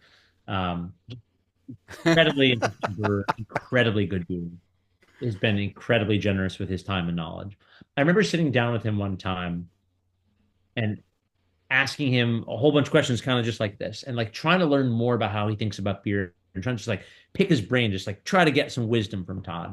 And I was asking him about the Kate the Great recipe, and he's like, "Oh, it's not like something I came up with. It's been something I've been working on for 25 years. Like it was such and such a stout when I was at, and I can't remember, I don't know his whole biography, like this brewery. And then it was a stout that I was making when I was Harpoon. Maybe I'm misdescribing it. And then it was a stout that I was making here. And then it was a stout that I was making there. And now I'm at Portsmouth. And this is the evolution of that beer. This beer has changed and changed and changed and changed. But it's been an imperial stout where I've picked up different things that I've learned, and different techniques and different sensibilities all throughout.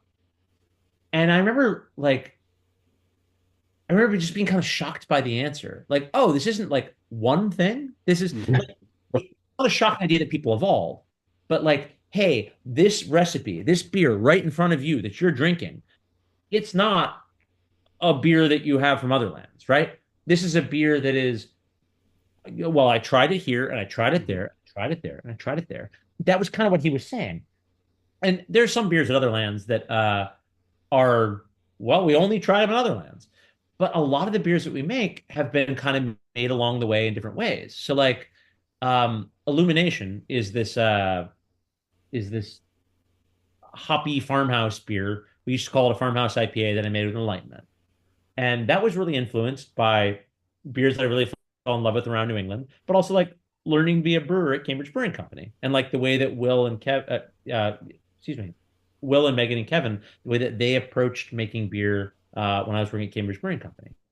And so I learned from them, and I made a recipe based on what I learned from them, and asking a bunch of other people questions. And I made this beer called Illumination, and I made it a bunch of Enlightenment. And then I went to Enlightenment merged basically with Idle Hands, and we had a different system, a different way of making things, and like I had to adjust it there, and it became a bit different. And I learned a bit working with Kris about the way that he was thinking at Idle Hands about how he was making his beer. And then the beer changed. And then I moved to Denmark and I took that job.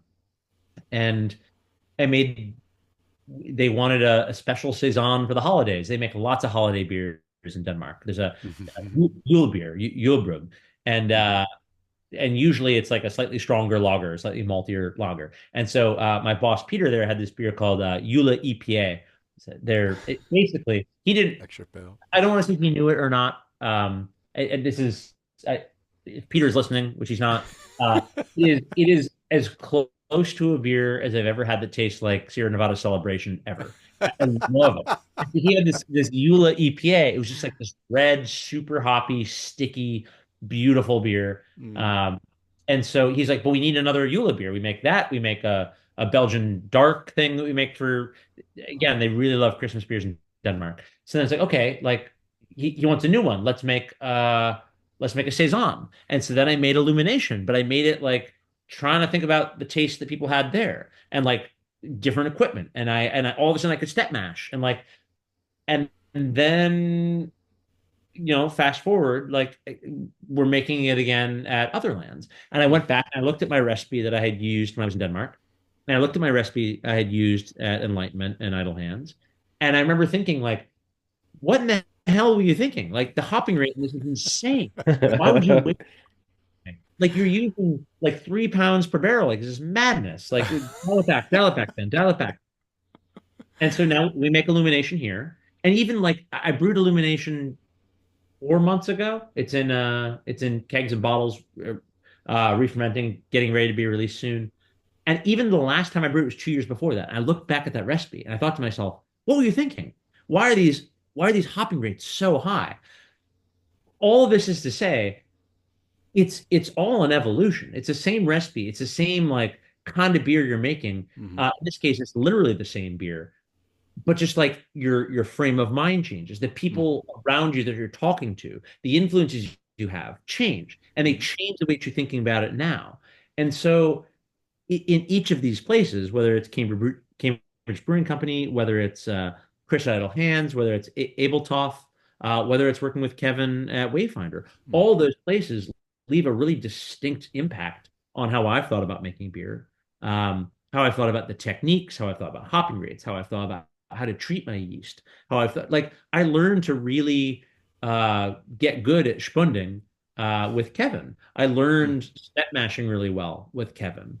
I learned a lot of good cellar practices with lager and ways to think about getting my lagers super clean and crisp and like with Kevin. And I learned a very different way of thinking about brewing lager beer with Stefan at Winstenbach.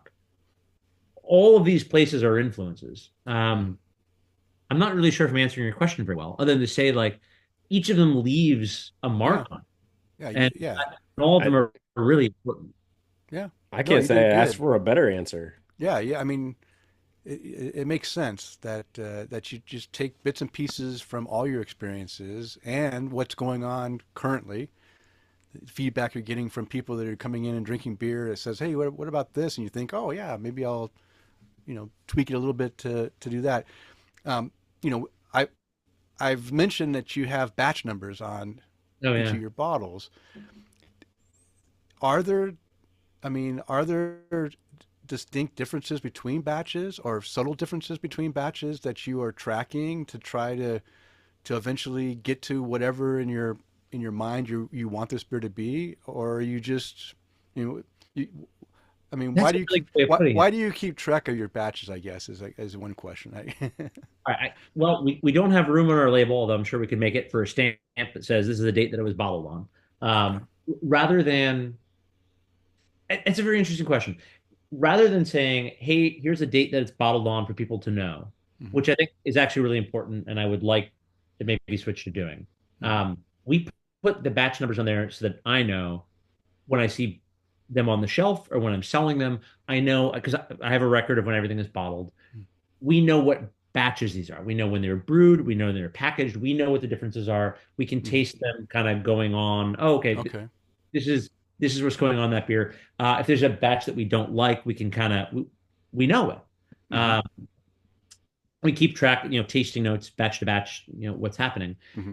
There are definitely subtle differences, and sometimes there are not so subtle differences. There are differences that we push for. Okay, we're making this change in this beer. We're changing this grist. We're Yeah. changing this mash profile. Whatever it is, we're changing the way that we're treating our yeast, and all of that is, to your point, trying to get it closer to the beer that's in our head. In your head. It's a Okay. real challenge. Like what that ideal is. It's in your head, and trying to get a beer there is that's the struggle. Yeah.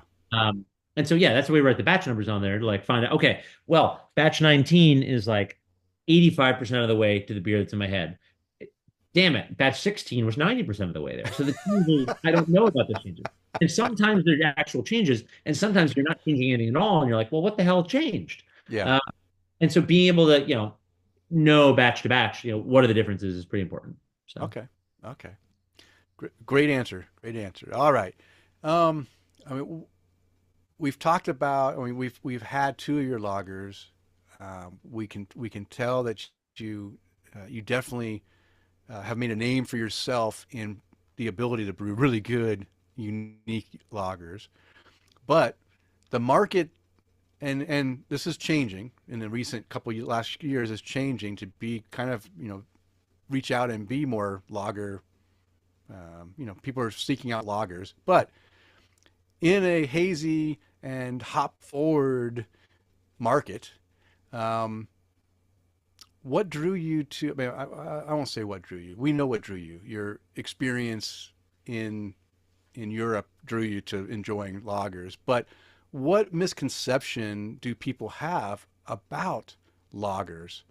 That what can we do to help?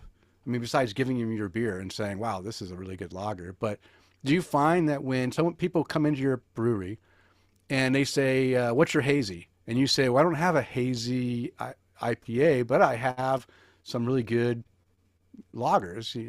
You know, what? I mean, is there anything that you can do to help educate, or what you do to help get people to enjoy lagers and step away from, because a lot of people think that if it's not an IPA, it doesn't have flavor, I don't want to drink it. I only want things that have, you know, big, bold, I, hoppy flavors. that's a really good But question because, well, I guess I'll say first off, we always have an IPA. We always have to have an IPA, and we have to have an IPA because otherwise they'll run us out of town. And That's and fair. Mm. I got to be honest, I also love IPA. I love drinking IPA and I love brewing IPA. And I even love like I bristle at the term hazy, although that is the accepted term now. But being from New England, I love New England IPA. Like yeah, the beers that John and Sean make up in Vermont at Hill Farmstead and the Alchemist, like those beers. Oh, hey, sorry, my wife is back. excellent. You're still in the. Still talking. Yeah. Okay. Hello. Hi, Carolina. I will break the freezer out of the car. I'll help you in a minute. Or by a minute, I mean like 45 minutes. Okay, I gotta get it on now. Okay. Yep. All right. If you need to help her, you can step away. It's okay, Ben. Okay, let me just Yeah, give yeah. you right, and then I'll have a decent answer for your question. I promise. Okay, no problem. No problem. All right. Well, Ben is out. I'm gonna go take a bathroom break. Yes. Okay. Do you need help? Okay.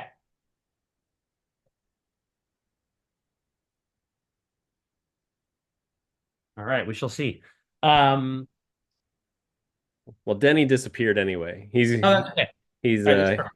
he's gonna go take a bathroom break. But if you came, okay, All right. go right ahead. Go ahead. Thanks.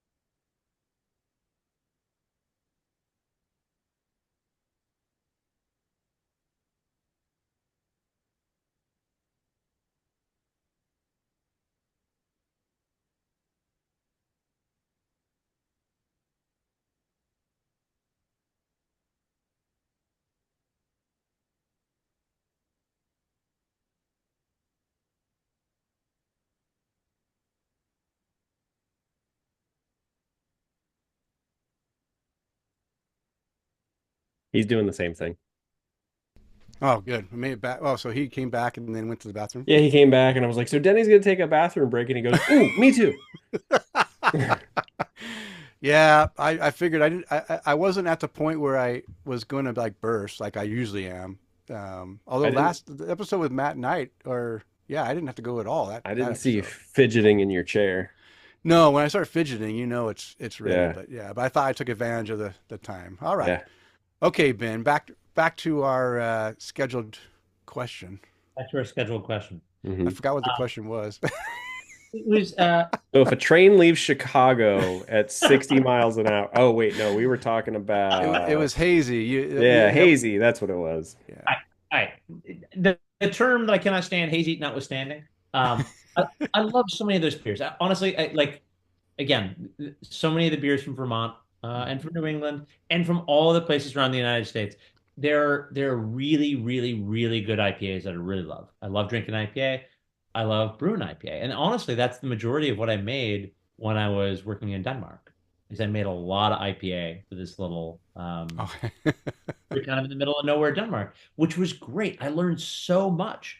The freedom that my bosses there, Peter and Hella, gave me to experiment, especially being from New England and being really influenced by the beers that John and Sean were making, to be like, hey, I want to experiment with these techniques to try to make these beers that are both soft in character, but extremely expressive. They have big hop character, but their bitterness is gentle, not no bitterness, but the bitterness isn't aggressive in the same way.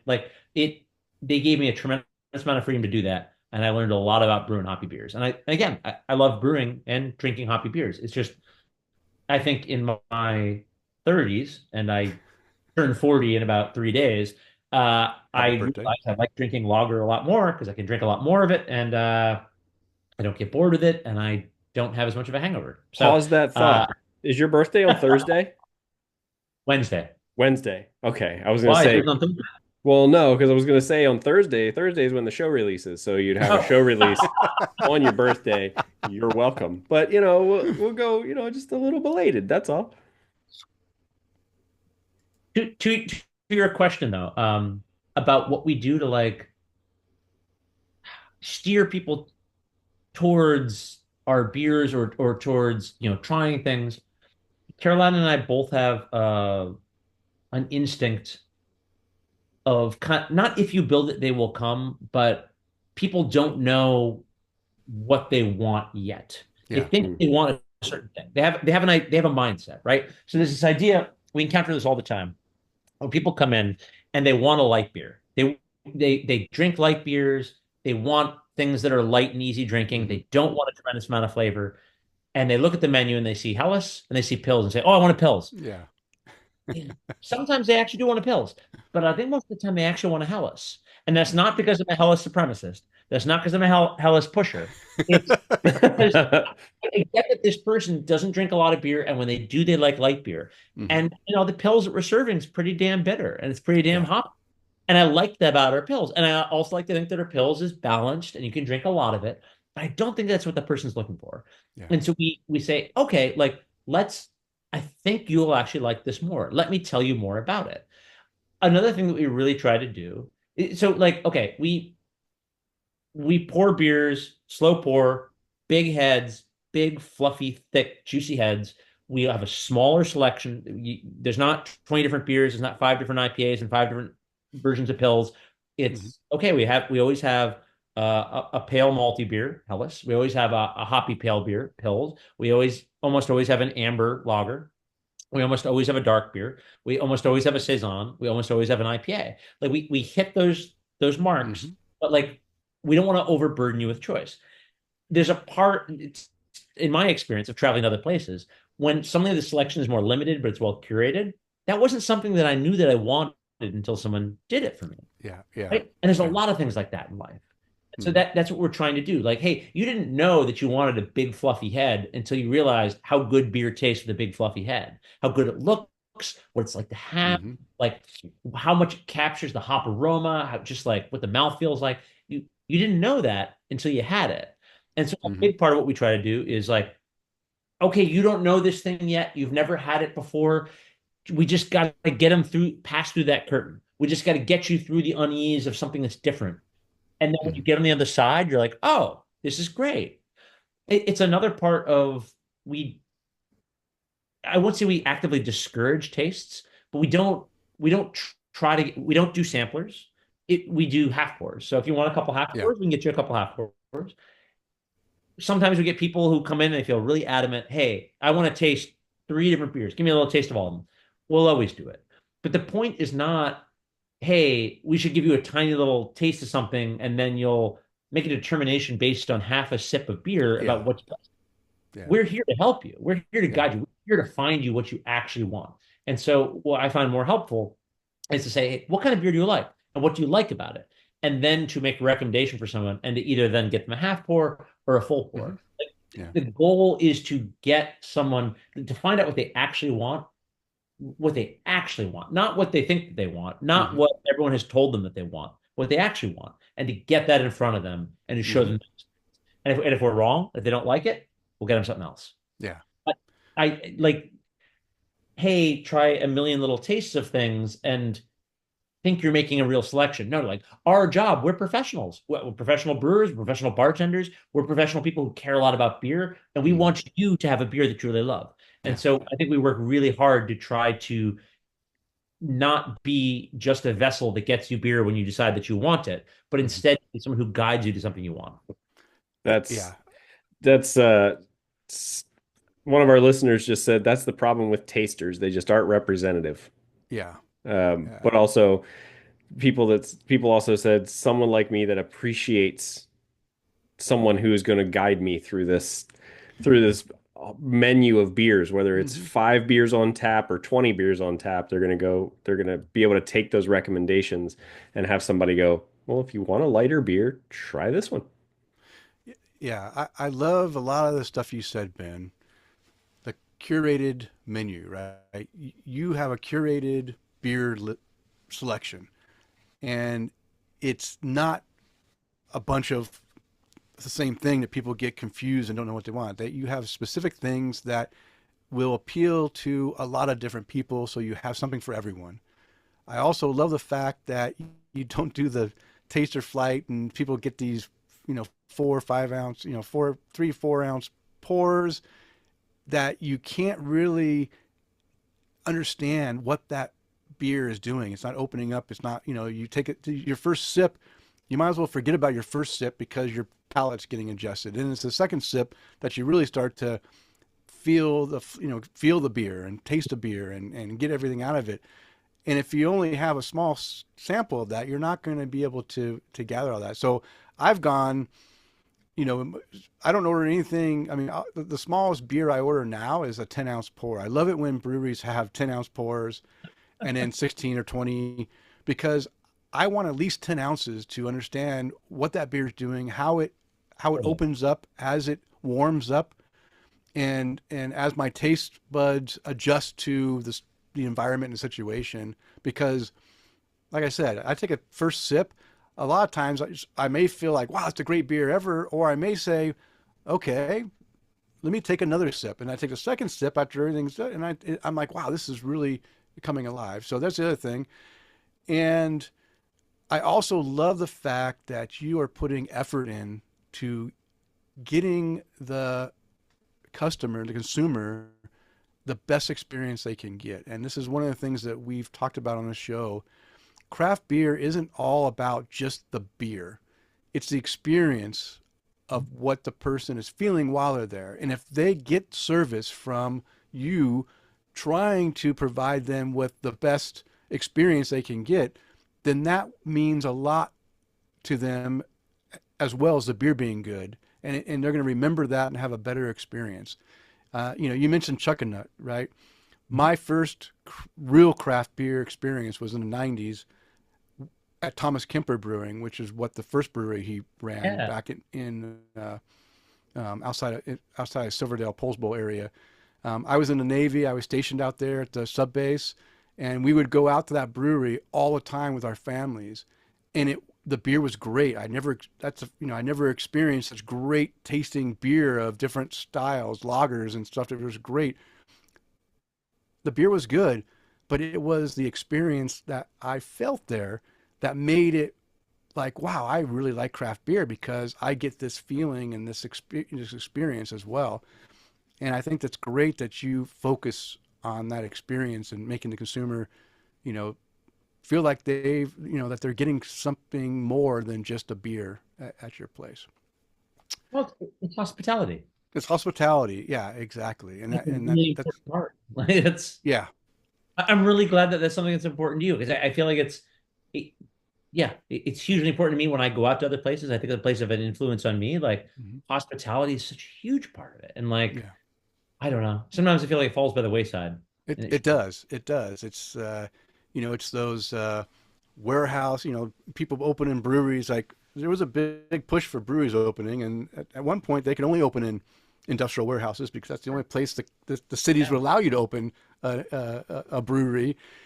But the experience is not necessarily as good in that, sterile industrial thing. When I look at your brew pub, your brewery's down and is in lower level, right? Is it kind of like, are you built up on a hillside or something, or?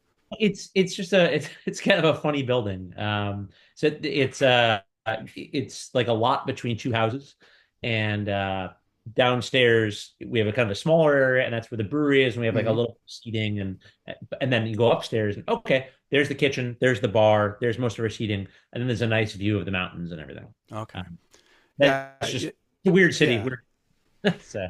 Yeah, but it's a very lovely, tranquil. I say tranquil because the color schemes just make you feel calm. When I look at your photos, I just want to go sit in there and drink beer and read a book, or talk to my wife or whatever. Just relax, which I appreciate.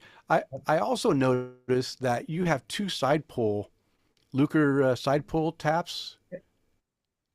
And I'm curious about the beers that you keep on those taps. Is there certain, obviously they're going to be lagers because lagers definitely get the best, I think, experience from side pull taps. But do you have any of the two beers that you normally like keep on those taps like all the time, like a Dunkel or? Well, it's changed a little bit over time. Nowadays, we always have the Helles on the front. The Helles is always on. So it's also doubled in the back. So if somebody wants a growler, the same beer is on tap on the back taps. So we can always restrict it and fill them in the growler. We always have our Helles and we always have a Pilsner, whatever the other Pils is. And it's for two reasons. One, because you can make a nice, big, beautiful head, but it's also like, you can pour beers pretty damn fast and really well using the side pulls. And we don't use them the way that they do in the Czech Republic. We're not, if you go visit Notch Brewing in either Salem, their original location, or in Boston, they knock it out of the park doing it the way that they do in the Czech Republic, with starting it really slow and then boom. Okay. You end up getting a glass that looks like it's half and half. By the time you actually get it, it's 1/3 foam to 2/3 beer, and it's perfect, and the carbonation's perfect, and everything's perfect. That is not how we do it. We basically do ours in like a 2 or 3 stage pour in order to form a big, big, beautiful head. And rather than using it for speed as you do in the Czech Republic, so they can pour a lot of beers really fast that also taste really great and also have a lot of really good foam, we're doing it to build big, beautiful heads and good body. Okay. Scrub a little bit of the carbonation out throughout it. So to answer your question, we always have our Helles on. We always have a Pils on. There was a period of time where I said that any Czech style beer we made needed to be on the front. So we had our Czech Dark, but that's kind of fallen away just because we pour so much Helles and we pour so much Pils. And so it just makes more sense to have those on the front. Okay.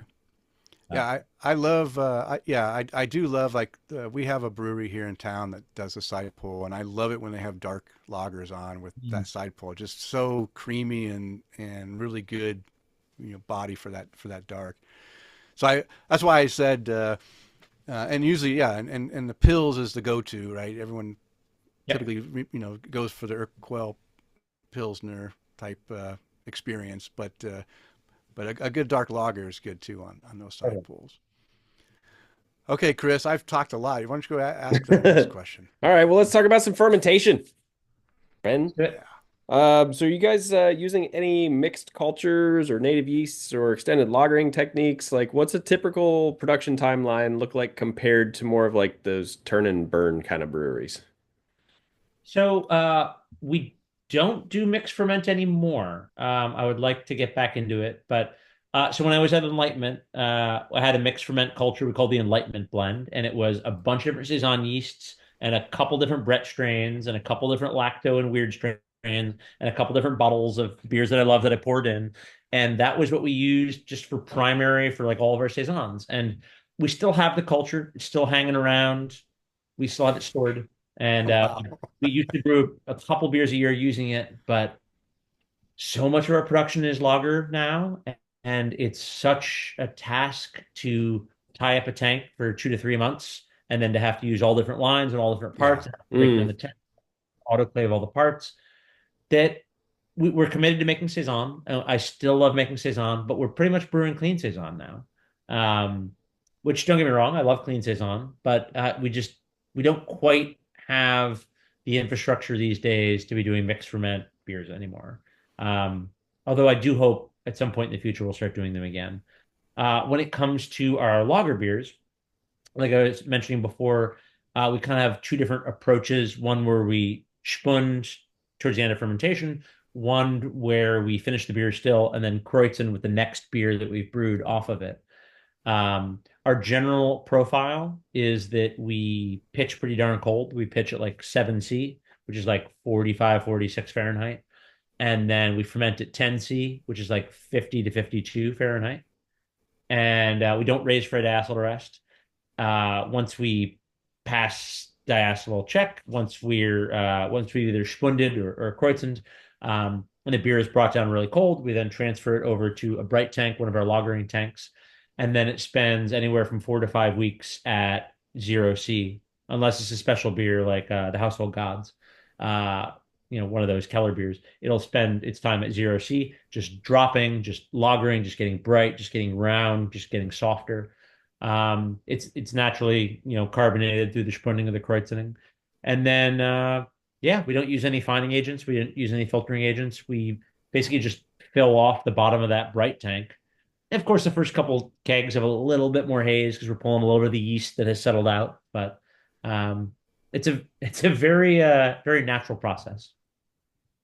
Well, I like how that works So I don't know out if for it, you guys too, because like there's so much that you have mentioned in the show tonight where you're like, hey, we don't force carb our beer.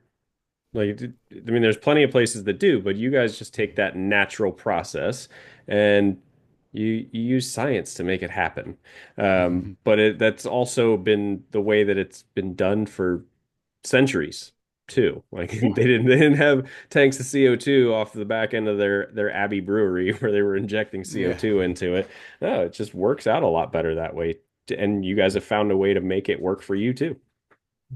well, I got with our saisons, and speaking of Abbey breweries, with our saisons or clean saisons or whatnot, we so generally my mantra is like, hey, there's many different mountaintops and there's many different paths to those mountaintops. But like, if someone knows how to do something better than you know, don't. follow what they're doing until you can figure out how to do it. Yeah. And so when it comes to like making saison or a Belgian style beer, my general approach is, okay, well, how do they do it? They step mash their beer. These are the type of malts they use. This is the type of saison yeast they use. This is the way that they restrict their temperature or don't restrict their temperature, whatever it is. And when it comes to actually packaging those beers, well, we could force carbon, or we could kreutzen them, which would be a German technique, right? Or we could, spun them. But what I find works the best is finishing those beers still, cooking up a bunch of sugar, moving them into a secondary tank, introducing a whole bunch of simple sugar, adding some yeast. Of course, this would not be Reinheitsgebot. This would not be, German approved because we're using sugar, Sugar. Yeah. but mixing the whole tank up, putting it in bottles, putting it in kegs, and letting those sit warm for 2 months, and then chilling them and serving them. And it's a pain in the ass, and it takes up a bunch of room in a really tiny brewery in a really tiny space where we don't have the room. You can ask anyone who works for us. Like our the hall leading to our bathroom upstairs is just lined with cases of bottles, and downstairs all these kegs we have to move around. They're just sitting warm, and that's just undergoing re-fermentation and conditioning. And yeah, we could do it a different way, but I think it tastes a lot better. I think it has there's a character, a flavor character that you get from re-fermentation of Belgian beers, Belgian style beers. And there's a quality of carbonation by putting a bunch of sugar in there, adding more yeast, making it re-ferment, and getting this like big, aggressive, but tiny little bubble kind of carbonation. And like you can't get that with a CO2 stone, to me. So again, if someone knows how to do something better than you, do it the way they're doing it. Yeah. So you can find out a better way. Yeah, one of our listeners said, "Be humble and learn." Yeah, exactly. Most definitely. So Ben, you mentioned. Sorry, Kris. No, good. I was going to do a question. You can do the last two. You mentioned ingredients, right? Especially since you've focused on German and saison to Belgian type beers. So when okay, I'll just read this because I'm starting to get tired. So how do you approach sourcing your ingredients, particularly when working with European malts, hops, and yeasts? Do you prioritize tradition, locality, or something else entirely when choosing what goes into the beer? It's a really interesting way of asking that. Well, okay, so when I was interning outside of Bamberg, we found a malt from that area that we really, really like. And so we use that malt and we bring it in ourselves. We import it ourselves, a container at a time. And we use that as the basis for our Helles. We use that as the basis for the Household Gods. We use that as the basis for some of our pills. So I sent you guys my last two bottles of the Dzialka Pivo, That's the next beer. Well, yeah. Are you guys ready? I'm ready. I think we should. We should go ahead and crack that open. Yeah, let's crack it open because my glass has been empty way too long. Okay, mine's been empty that's what I was too. At, and I'm glad you guys are picking up my button down. So okay, so this is called. It's spelt. It must be Polish, right? It's Polish. It's a Polish word. Yeah, a Polish word for a Czech beer. Dzialka, is that how you say it? Exactly. Yes, nailed it. Dzialka, my understanding, according to my wife, is that Dzialka literally means allotment. But what it means is basically the little kind of areas. You see it in a lot of European cities. You see it in Germany. You see it in the Czech Republic. You see it in Poland, where you have a metropolitan center. But then there's this kind of like ring around or an outskirts where there's agricultural land, which is then given to people on small allotments. And you can have a little area kind of like, 10 feet by 30 feet or something like that. And that's your little allotment. And you can have pear trees, and you can grow some little crops, and you can have a little shack, and you can kind of hang out. And so people will grow food and flowers and small agricultural products, and it'll be like a little kind of country retreat. And so that's kind of the idea, is that it's like a garden where you can do your own thing. Okay. We were lucky enough the one time that I've been able to visit Poland and to visit Carolina's family there, to go out to their family Dzialka and to see, okay, here's the tree. I think it was growing plums. Kara, was it growing plums?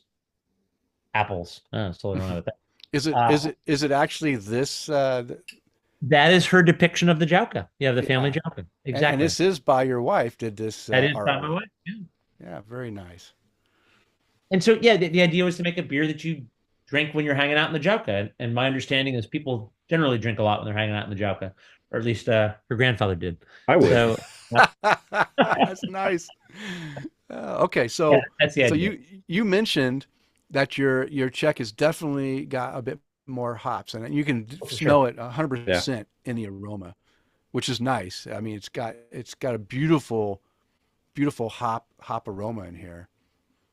It's a really simple beer. So one of my favorite things there's lots of things I love about Czech beer, but one of my favorite things about drinking Czech beer is like, okay, they according to the statistics that someone keeps, they drink more beer per capita than anyone else in the world, right? Well, they're not doing it by drinking 6.5% IPAs. They're doing it by drinking either 4% or 4.5% or sometimes 5% pills or Czech pale lager. And so one of the styles that I've really fallen in love with is there's people often talk about in the Czech Republic a beer being a 10-degree beer, an 11-degree beer, a 12-degree beer. which is a reference to the strength before fermentation of the Yeah. wort. Okay, Yeah. right in Plato.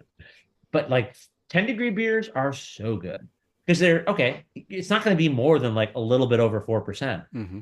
To make a beer like that, again, to what we were talking about earlier, to make a beer like that really interesting, that you can drink it all day long, you can sit at a bar with your friends and have like 8 of them. That's really hard. It's hard to make a beer that good, that interesting. And that's a really big part of what we try to do. And for our part, the way that we do that, and I feel as though I was not remembering your question before about sourcing ingredients. Mm-hmm. A big part of that is taking those ingredients and getting them to work for you. So, okay, this beer is essentially 100% Pilsner malt, and it's 100% Czech Saaz hops. Yeah. But how do we get it to be bigger than that? I guess, for lack of a better way of putting it. How do we get it to be more interesting than one hop, one malt? I can imagine a beer being kind of watery and boring. I can imagine the beer not being that memorable or not like being something I want to drink all day. And one of the things that the Czechs do is they do a lot of decoction mashing. And so all of our lager beers are decoction mashed to some degree. Our Helles is single decoction mashed. The Household Gods is single decoction mashed. This is triple decoction mashed. So it's not it's not a special ingredient that we add. It's not some expensive thing that we do. We're basically just spending a lot longer in the brewing process to try to get more out of our ingredients. So again, 100% Pilsner malt. Well, we use, in this case, we're not using our German Pilsner malt that we import because, for lack of a better way of putting it, it doesn't taste right. It tastes German. So for this, we use the Weyermann Bohemian Pilsner malt. Okay. And it tastes like Czech malt, and it responds really well to decoction. So the German malt that we use responds really well to decoction, but it creates kind of different flavors. And in this case, we use the Weyermann Bohemian Pilsner malt, and we mash it in at a really low temperature where nothing is going on. And we send 75% of the mash to our lauter tun. It just kind of hangs out there. And we take 25% of it. We raise it up to a temperature where starch converts to sugar. Okay. And then we bring it up to a boil, and then we send it over to our lauter tun. And then the whole mash then rises up to a protein rest temperature, which is about 52 Celsius, like 120 something Fahrenheit. And then we take about half of our mash and pull it off. And we raise all of that up to a temperature where it converts. And then we bring all of that to a boil. And then we send half of the half back. And that raises the main mash up to a low conversion temperature. We keep boiling the other half. And then we send that over. And that brings the whole mash up to a higher conversion temperature. Everyone's converting now. And then just for good measure, we pull another third off, bring that to a boil, and then send that back. And through that process, it sounds like a lot of work because it is a lot of work. It's ridiculous, right? But through that process, we're able to build body in the beer, like a lot of body in the beer. For a tiny beer, it's got a big body. You're able to get mouthfeel, you're able to get body, you're able to get character. You bring more character out of the malt. And it's not the only way to do it. It's one way to do it. And it's a way that we have found, and that I think the Czechs have found, that works really well at getting a lot of character out of a little beer. And so that, to me, that's really important. Yeah. One more time. 3 beers, 3 distinct different flavors and characteristics, but all, each one stands out. I love the fact that this is, it's again, super drinkable. I mean, I am not one that typically goes to a Czech Pilsner and just want to drink, a bunch of them. Now, if it's the right one, this one I could drink a bunch of because you're right. It's not the problem I have with some Czech Pilsners is the balance between the malt and that hop, that Saaz hop character is not there, and it becomes too, earthy, or I call it graphite-y, right? It's just too sharp. Yep. And that turns me off because I don't like that sharpness to it. I want it to be more smooth and finish dry, but not not like I just bit off a pencil tip or whatever. This is this is super drinkable, and I get just a touch of of like the left, like after you get some lemon zest or whatever, I just get just a touch of the the dryness of the lemon character in there, just a touch, which is also very very pleasant with that crackery malt character. That's really really nice. Lighter bodied. I mean, it's got body, but it's also lighter, so it's not like it's just I don't know. It's again, and one of those delicate. You make lagers that have a really delicate character to them that allows your palate to not get fatigued and to take in a lot of different stuff going on in subtleties, which is very pleasant. I really appreciate that. Nothing's worse to me than a lager that comes across too sugar, sweet or that just kind of coats my mouth with a coating instead of let me enjoy the flavors that it gives. And I get fatigued if I drink a lager that's too sweet. That's one and done, right? I'm not drinking anymore. I don't like sweet things. So, and that's another thing that says, Kris knows I don't drink anything. I don't like sweet things. I'll drink like a little bit of except me. Well, yeah, except for Kris. But I'll drink a little bit of a sweet beer, but I'm not drinking more than one. And if it's a big beer, I'm drinking half of it because I just don't like super sweet things. Oh, you're not a big stout guy? No. No, we finished up a couple of 13-14% imperial stouts on the last couple of episodes, and Denny was like, "Those are hard for me to finish." But I wish I had somebody to share with, and they were 500 milliliter bottles also.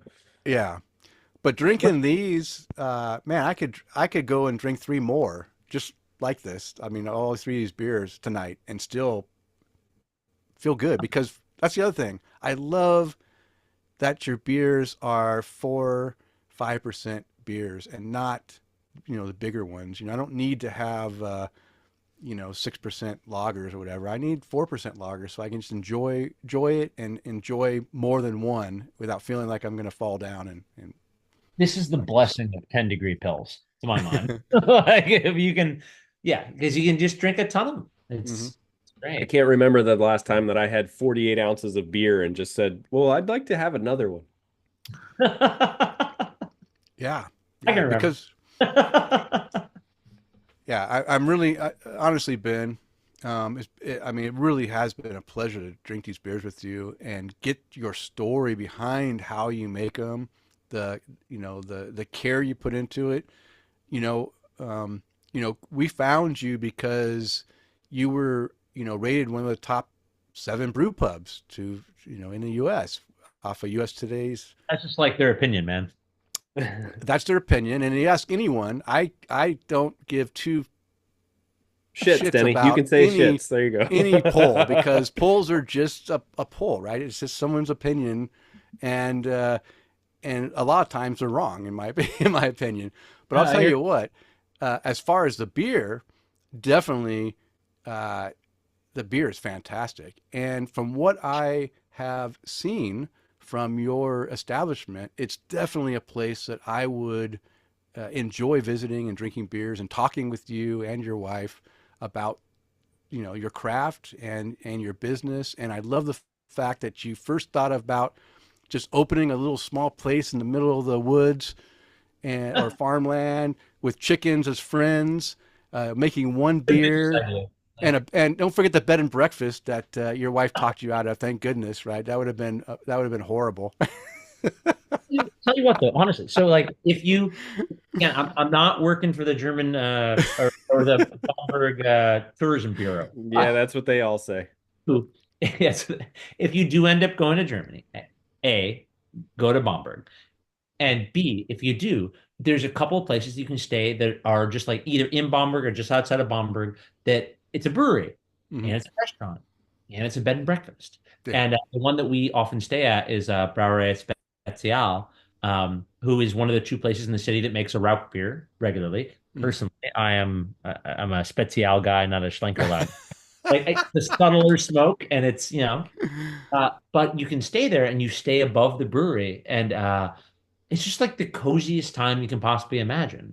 It's wonderful. And so it somewhere in my diseased imagination, I thought that, well, we could do that. Like we Mhm. can we can run a cool little cafe spot and we'll have a brewery and people can stay there too. And it'll be just as romantic as it is in Europe. Luckily, my wife is more sane. In fact, we originally wrote our business plan. We were going to be open 7 days a week. And she said, Oh my why gosh, don't we no. not be open one day a week? And we kind of argued about it a little bit. I have never been more wrong about anything in my life than that. And I'm so glad we're closed on Mondays because otherwise, you and I would not be having, or you both That's and I would not be having this conversation. Yeah. I would yeah. be something. So I too have instead, closed on Mondays. have beer and make nice dinner. So it's Yeah. Yeah. Yeah, if you were going to do the bed and breakfast, you'd have to maybe go to Leavenworth if you were going to be like a brewery type of kind of. Yeah. Leavenworth is great. It's the Yeah. silliest place. It's wonderful. Yeah, yeah. I was just there in August, and I've never, I've never, I was there for Labor Day weekend, and man, I've never been to a place where I want to go keep exploring. Well, I can't say I've never been to a place, but I want to go keep exploring because every time I went down one little street, there was something else to go check out, and I was like, man, guess we're just gonna have to go back. Yeah. Great. So we had a few more questions for you, Ben, and we have really enjoyed chatting with you. But we've already reached the 2 hour point, and we try to keep the show below 2 hours. But I just want to thank you again for joining us. You have shared some wonderful knowledge to Kris and I and our listeners. I think that we do have some listeners that like to provide feedback. I'll send that feedback to you. When they write in and let you know that you have been heard and appreciated. Now, keep in mind that getting feedback is tough because people listen, but they don't necessarily spend the time to write back. We do have some listeners that do like to write back, but Ben, I'm going to let you get. You probably haven't eaten dinner yet, and your wife's probably hungry as well, and you got to get to that dough. Sure, how are But you? before we let you She's go, so yeah, we've got time. She's just starting on a painting. So oh. sorry, before we let me go. But before we let you go, we always like to let our guests give some thanks out to someone you'd like to give a thanks to or cheers to, whether it's the community, your lovely wife, some people that you work with, or your staff, or whatever. So who'd like to give a toast out tonight to? God, that's such an open-ended question. I don't know. We're just incredibly lucky to have the place we have for so many reasons. Like we have these wonderful people who work with us. We have a wonderful landlord. We have a wonderful community of people who come into our place all the Mhm. time for no reason that I can discern. Good beer, good people. All these people who've shared their knowledge and shared what they've learned over years of doing this. Like Mhm. whether it's my old boss, my first boss ever, Will Myers at Cambridge Brewing Company, whether it's Phil Bannatyne, the owner of Cambridge Brewing Company, who I think taught Caroline and I more about like what kind of people we want to be running a business than anyone else. Like Mm-hmm. took just kind, generous, cares about his employees, helps people out when they need it, like help people with their education. Mm. Like, when I first started Enlightenment, he lent me money. Like the kind of person who just like wants to see the people around them succeed, and then Mm. has just seen a diaspora of people who worked for them and learned from them succeed Yeah. like Phil, whether it's mentors like Stefan, whether it's old bosses like Peter and Hella in Denmark, like whether an old boss and now a friend, Kevin Davey, now Mhm. at Gold Dot, formerly at Wayfinder. Like there's so many people who have just given of themselves, given their time, shared with us their knowledge, let me run our stupid business plan past them. Uh, there's nothing that we're doing that we would ever be able to do without all these other people who have just given a bunch of stuff to us. Yeah. And we I try to remember when people send us an email and ask us a question, or when someone says, "Hey, can you help me with my business plan?" or something like that. I try to remember like all the people who have done that for us, and to try to ah, pay it forward, pay it back, Yeah. whatever. And even very kind folks like you reaching out and being like, hey, like I want to talk about this thing. Like, well, when we get to have conversations like this, we get to think it through. And like, Mhm. I don't know, like the things that you do, the way that you think about brewing or anything that you do is something that is so internal. And when you get to Mhm. have a conversation with people, it gets expressed and you Yeah. get to think through the components of it for a minute. And for that, I'm thankful. So Yeah. I'm really thankful people want to know more about beer and want to think deeper about beer as you guys do. Like not just be like, hey, I'm gonna buy it in a supermarket or I'm gonna go like order it at a dive bar. Like the fact that people want to think deeply about beer and are interested in it, that's what got me into it. Like we were talking about forever, at the beginning of our conversation about having bottles of Saranac. Like Hmm. the fact that people want to think deeply about beer, because I think this is important. Like it's both unimportant in that like we shouldn't spend all of our time obsessing over what's in the glass, but it's important in that like it's a part of our culture. It's a part of our history. It's a part of who we are. Like I'm glad that there are people interested in this who want to ask questions about it. So yeah, a lot of people to raise a toast to, but you guys too. Well, cheers to that. Cheers to Cheers to that. Thank you. you. Cheers to everyone out there. Guys, And Ben, I really appreciate you taking the time. I appreciate you sending us the beers. That's above and beyond what I mean, we always hope that people will send us beer because we like to talk about beer and try. even if send us beer, so Yeah. that's So, but we do appreciate it. And it's been a true pleasure to chat with you. And I've learned a lot. And I've been doing this hobby for 30 some years and you're still teaching me stuff that I didn't know because of your experiences that you got. So, just so leave cheers to everything. that as well. Yeah. All right, Ben, we're going to let you go spend some time with your wife and rest before tomorrow's workday. Thanks very much. Have a great night, guys. Thank All you very right, you much. I too. really Thanks, appreciate Ben. your You all. too. All right, cheers. Where's the button? There it is. All right, Kris. Let's take a quick pee break, and then we'll Okay. come right back to close up. I want to do Eric's email because Okay. it's relative to last Yeah. show, and then we can get off. Okay. Uh, yeah.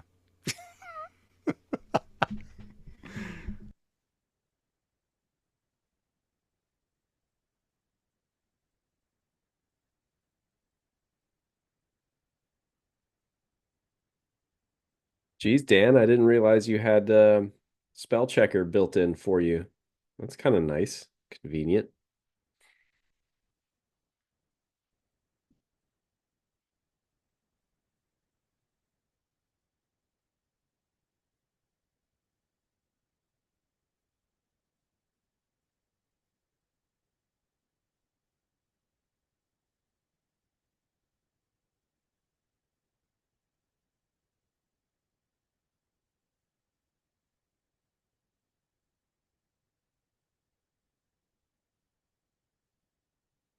Dyslexic spell check.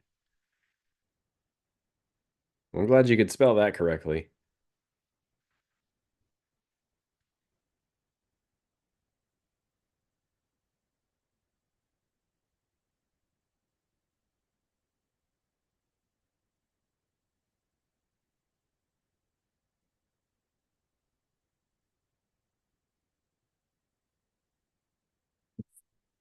Yeah, Siri spells a lot of stuff for me too.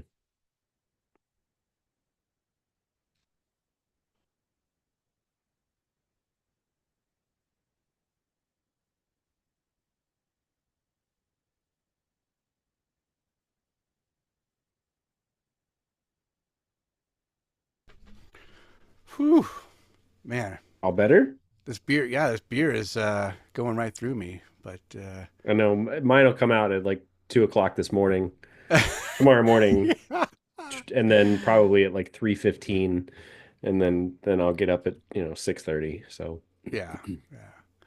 All right. Well, what a great interview. Kris, thank you for reaching out to Ben and Otherlands Beer most definitely. because I was blown away with the stuff he had to say. It was a really nice interview and I learned a lot. and I hope our listeners also learned a lot. It's going to be a longer show, but I think it was worth it. There's a lot of good insight into what Ben had to talk about. Well, it's another one of those breweries too. So I mean, I picked up a lot of interesting bits through this interview that also reminded me of the interview we did with Wayne Wambles Mm-hmm. at Griffin and Sphinx, where it was just those little Little things. differences that Yeah. or little adjustments that made really big differences that you know that always kind of makes me go, you're taking that extra step, but it's paying off big time in the quality of your product. Yeah. Yeah, exactly. I mean, I mean, I'm pretty blown away by these beers. Um, I like the fact that these are all lagers that you can just drink a ton of. Yeah, these I were, mean, I mean, they're I mean, it's usually I'll admit this when we usually so we got three 500 milliliter, which are yeah, what 16.9 ounce bottles. 16.9. Yeah. I usually I'll fill my glass and I'll usually fill it about halfway and I'll go, okay, well, if I want more of it, I have more in my glass and I don't want to drink too much. Guys, my bottles are empty. Yeah, I know. Yeah, these Just are empty. these are all, well, we can't see them all, but they're all empty. These are three bottles that I've got this much left of the last beer. It's that good. That's it. It really goes down really nicely, and I I mean balanced is a good. They're really well balanced, and I think all these lagers finish off kind of on a drier side, which I Just a like little, which because is good. yeah, because you don't have that sweetness that's like, oh, you know what? Because when I drink other lagers, I'll drink some malty beer like lagers, and then I'm like, I need something hoppy to counteract that, that bitter, that sweetness, right? So I go to a West Coast IPA so I can Yep. counteract it. With these, you don't have that. You have that good light malty character, but it doesn't finish where you feel like you need to drink something else to cleanse your mouth with it. It's not palate fatiguing. That's what I like about it. Super easy drinking. But Yeah. all right, we can continue on with that forever. But before we close out the show, I do want to do some feedback that we had from our last episode. And again, we can always count on Eric Scotty Ward to write us an email. Yeah. Here's what he had to say. Great show last night. Funny that you talked about rice lagers, and that is a beer style I have recently become aware of. On a recent visit to Berry House Brewery in Tampa, I saw a rice lager on the board. Yeah. I have never had a rice lager, so of course I ordered a pint. A fantastic beer. Crisp. Oh, now I'm burping. Crisp and dry, carbonated. pale, straw color, well carbonated.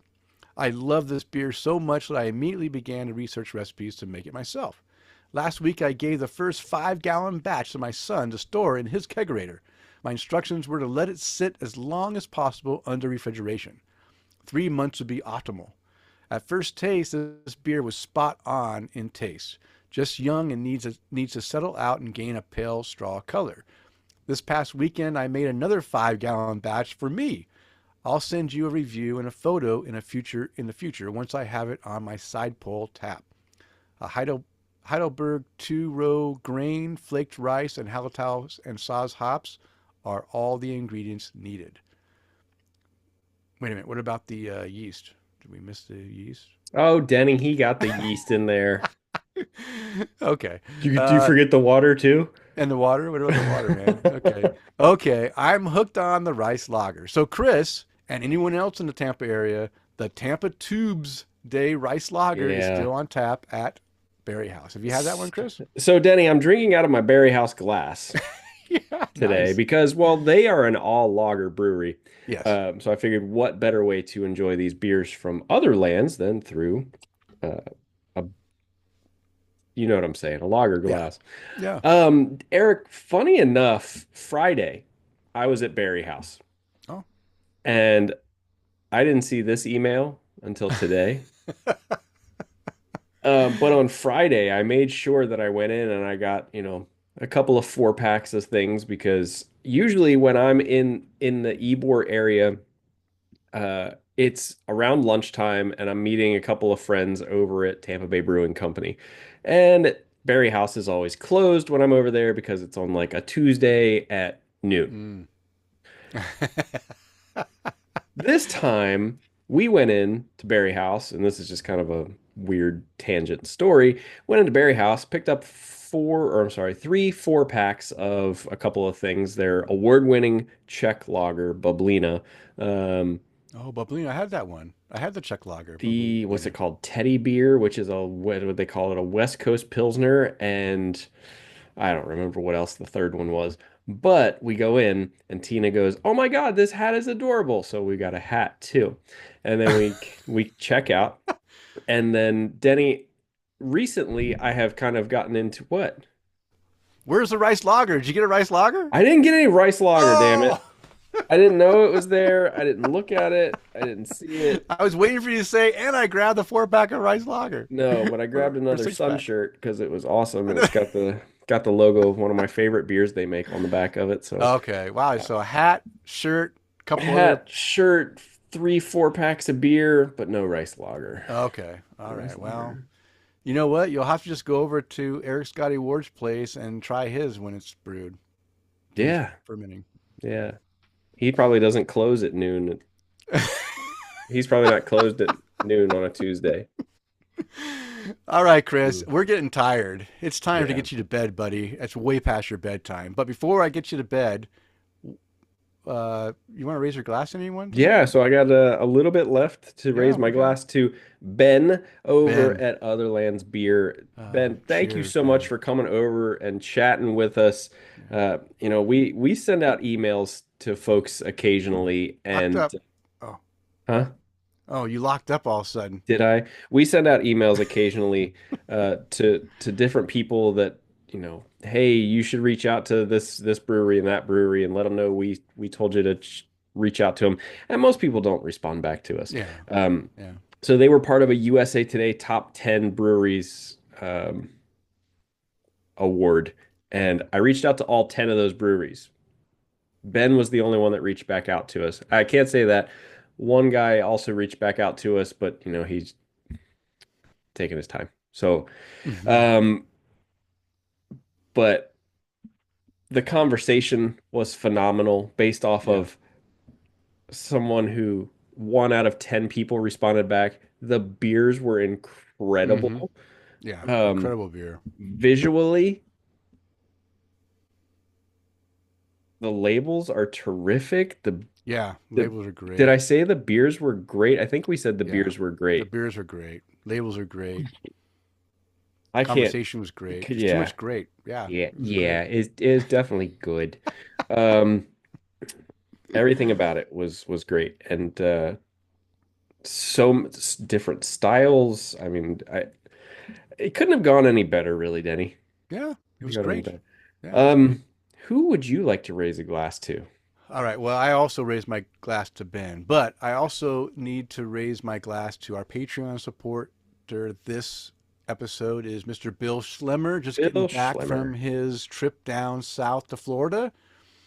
He did listen to our last episode and see that we were seeing if he got in contact and was able to drink with Jeff Seiler, and he was not this time because Jeff, they weren't able to meet up together, but he did stop at a few places and have some good beers, and now he's back at home in Wisconsin for the summer. So cheers to you, Bill. Cheers, Bill. We both we're tired and slurring. And we drank 3 beers. And I'm starting to sweat. I've got sweat on my forehead. But also, being a former serviceman, I want to raise my glass. I want to thank all those who have served and are currently serving in the U.S. military services, protecting our freedoms. Thank you for your service, and I hope all who are out or deployed are able to return home safely very soon. And you can find the beers and the links to the brewery, Otherlands Beer, on the show notes located on the show post at taptocraft.com. It is last call. It's time to bring this long show to a close. Long ass show. Long ass yeah. show. We want to thank you for downloading and listening. We ask you to please tell a friend and, of course, subscribe on your favorite podcast app. And as a reminder, we release a new show every 2 weeks. Now go out there and spread the good word of craft beer. Cheers.